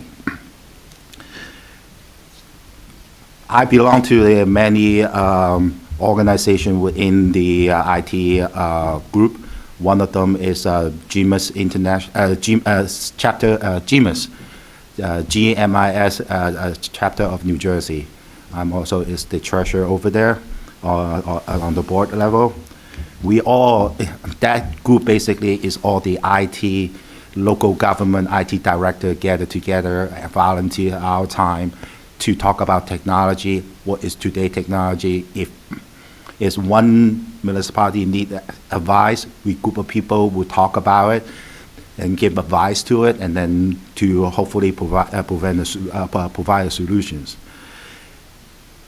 Starting in 2023, beginning of 2023, we also talk about that cloud hosted service is the way to go to put some major infrastructure of the township day-to-day operation services to be stored on the cloud. Yes, I agree with it. I agree that solution is to it. It is to the way to go is to the cloud service. However, at that time, 2022, 2020, people are moving up to the cloud. At that time, the pricing is high. Unfortunately, the township was experienced some cyber incident in 2023. But after that, just want to be clear, the two finance systems, the MSI and admin, was moved to the cloud. For MSI is June 12, 2023, was implemented to the cloud, as well as an admin using by the tax collection office was implemented to the cloud on August 9 of 2023. The reason why that we are not allowed that to be open, even though hosted by our vendor, we are restricted. I requested to be restricted only for the township network to be able to access the website. The reason why is, even though we host it to the cloud, there will be an issue. There will be also bad actors will be attacking the website, such as using the bot, DDoS attack, SQL injection, and also well as a malware attack. These also will attack the website, can bring the website go down, which therefore I put the layer of security only township network. Within the township network, computer can access those critical township financial and also financial websites that is protecting the town and protecting the informations, as well as the PII for the residents. In terms of operating budget for 2025, we have staying flat except the two line item. One is the maintenance. Most of the maintenance within the maintenance are the service contract, software licensing, and then such as the SDL, Laserfish. Those are the annual software licensing that my office renew for entire township. Usually, they do have a percentage of increase.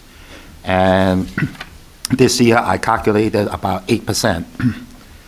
And also, the professional services, I asked as a slight increase for, used to be $40,000 from 2024. I slightly asked it to be increased of $5,000 more for the professional services.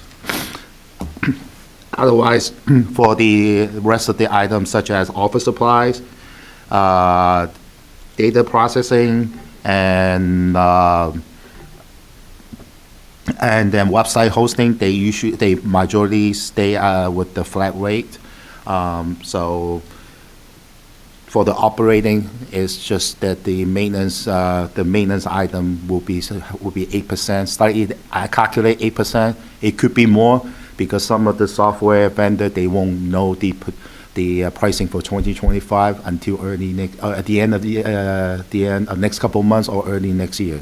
So once I have that, then hopefully my projection is close to it, and then normally that is around that percentage. In terms of capital budget for this year, for 2025, I am asking for this time we must have the capital budget for PC refresh program. I did ask it for 2024, but that was not approved. But this year we need to do the entire township, including police, fire, DCS, utility, and all the department within the 205 municipal building. We need to upgrade at least, I believe, is 60 to 70% of our PC. One of the reasons why is Microsoft Windows 10 is going to retire the end of life on October 14, 2025. After that, Microsoft will not supporting Windows 10 version anymore. And then also, currently our hardware, which is upgraded back in 2016, 2017, those are Dell, especially the one who has the Dell machine. Those machine is currently working on their 8-year lifespan now, which is really exhaust the hardware limitations, and then they are running slow. We constantly, my office, help desk office constantly have to rebuild, re-imaging the PC, and then to reformat them, re-image them back to Windows 10, and for them to continue operating to a normal speed. So right now we are requesting probably between $200,000 to $250,000 for the PC refresh, and that will be including some of the laptop too, because some of the employee does have laptop. In terms of security, we have a 5-year contract with the enterprise agreement with one of the vendor. So that 5-year contract is going to be will be ending in sometime first quarter of 2025. We are in the process to getting all the price code for the enterprise agreement, such as our. I'm not going to go to specifics since this is our system infrastructure. I don't want to reveal a lot of the information in the public hearing due to because if I reviewed it, if a bad actor is listening, they can really go into and attack those services. I don't want to open the hole for the network to people to particularly attacking us. So some of these services is kind of out of date. We need to apply the up-to-date technology. For the last 2 months or so, I've been meeting with our reseller, and then also with the technology, with different software company, and then to come up with the solution for the township of Montclair to get into, instead of 5-year, it will be a 3-year agreement, and with the new enterprise agreement for the security portion of it. And then also, we are requesting some capital budget for the record digitizing, because right now, with the health department have a lot, the system they used it for the birth certificate or marriage certificate, it was outdated. And it only supported up to Windows 7 or Windows 8 or Windows 10. So we are not going to, because then plus the vendor is our business already. They're not in the business anymore for a number of years. So we want to, they do have the physical media, and then physical media to have those archive the record, but it's that we don't have a search engine to search those. So I'm looking into a couple solutions to help the health department for the vital statistic or portion of it to revamp the digital record, so they can able to easily to identify the birth certificate, the death certificate upon request. Also, Pine Point currently, during the pandemic, we implement the ID scan reader from various municipal building. Those hardware is about 5 years old now, and then now I'm running difficulty to printing out the township ID card for a new employee or people who lost their ID to we issue the ID, because now they are not recognizing on the time systems. So I'm continue working with the vendor, try to resolve that solution. But one of the recommendation, I spoke with the support, is possible look into renew the hardware portion of it. How much would that cost? Right now, we talk about, I think it's like over $1,000 per device, probably $1,000 to $1,500 per device, but don't quote me on it yet. How many devices do we have? We have at least close to 20. We should get that done right away. That's problematic. Yes, sir. Also, we using currently we're using Prime Point. Prime Point also, I would like to recommend in the finance department to revise or up the contract for the live check delivery, because right now the live check delivery is by the physical the mailman to deliver after business hours. Usually they just slide it behind the back entrance, and then so I did spoke with them early this year in order for them to change it to FedEx, or to have a change it to a FedEx delivery. And then I see when I come in, I see it on the floor. You see on the floor, because some of them is containing a live check. So I did spoke with the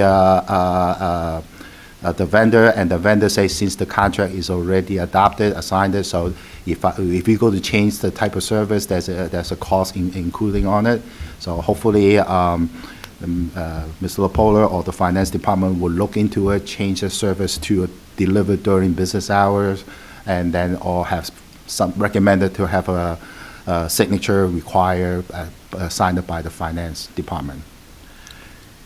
And in terms of, I've been requesting on the capital budget is the townwide fiber cable inspections, because our dark fiber is put in the township back in 2003. It's with the effort with BOE and library and the township. Since then, our fiber had not been inspected. So from time to time, we have some either weather-related, Mother Nature have decided there's a storm come through it, or we have someone accidentally hit a utility pole to cause the damage to the fiber. They are cost highly to have a special vendor to come out here to inspect them and identify the issue location, and then repair them. Of course, that the cost is not 100% rely on the township. That is also the cost will share that with the library as well as the Montclair BOE if it's also affecting them. If all three entity is affected, it's 45% for the township, 45% for the BOE, and 10% for the library. That is a verbal agreement set by a long time ago, even before my time here. So I will, starting 2025, we will have agreement draw down and go to each entity with the Montclair Council approve it, BOE Council approve it, put it on the record that the share cost in case something is going down. Because right now, we have that, again, is everybody know about it, but it's not written anywhere. So also in terms of our network firewall, our network firewall was implemented by 2017, 2018. So it's more than 7 years old, close to 7 or 8 years now. And then in the discussion with the security renewal, in order for me to align with the enterprise agreement, I need to upgrade the firewall as well. So this year, instead that should be coming out from the capital budget instead of operating, because this is more than 5-year life expense, and then it's more than $5,000. I think it's $5,000 or 5-year life expense. So I would like to put that under the capital budget, and then to do the the firewall upgrade at this time. And also we talk about the cloud backup. Currently, we do have a cloud backup solution for the town. I would like to move to a different vendor for another 3-year agreement that was recommended last year, but now, and as a capital project, but fund was not issued. So this year I am hoping to using the current vendor, the funding, to probably increase a little bit to move to the new vendor backup service to kind of wash out the cost, maybe have a little bit inflation, but hopefully it will be. I'm working with the software vendor. Hopefully we can get the cost down. Otherwise, I don't have any more. Okay, thank you very much, Tony. All right, thank you. Okay. This concludes today's departmental presentations on their budgets. This is just one of the first steps towards the development of the budget for 2025. We will be working with the mayor and council to develop a budget that will be introduced early next year. My goal today was not only to talk about actual dollars, but for us to explain to the public, for those of you who do not know, about the services we deliver and the costs that are involved. So I'd like to thank everybody for participating, the department heads, and thank you very much.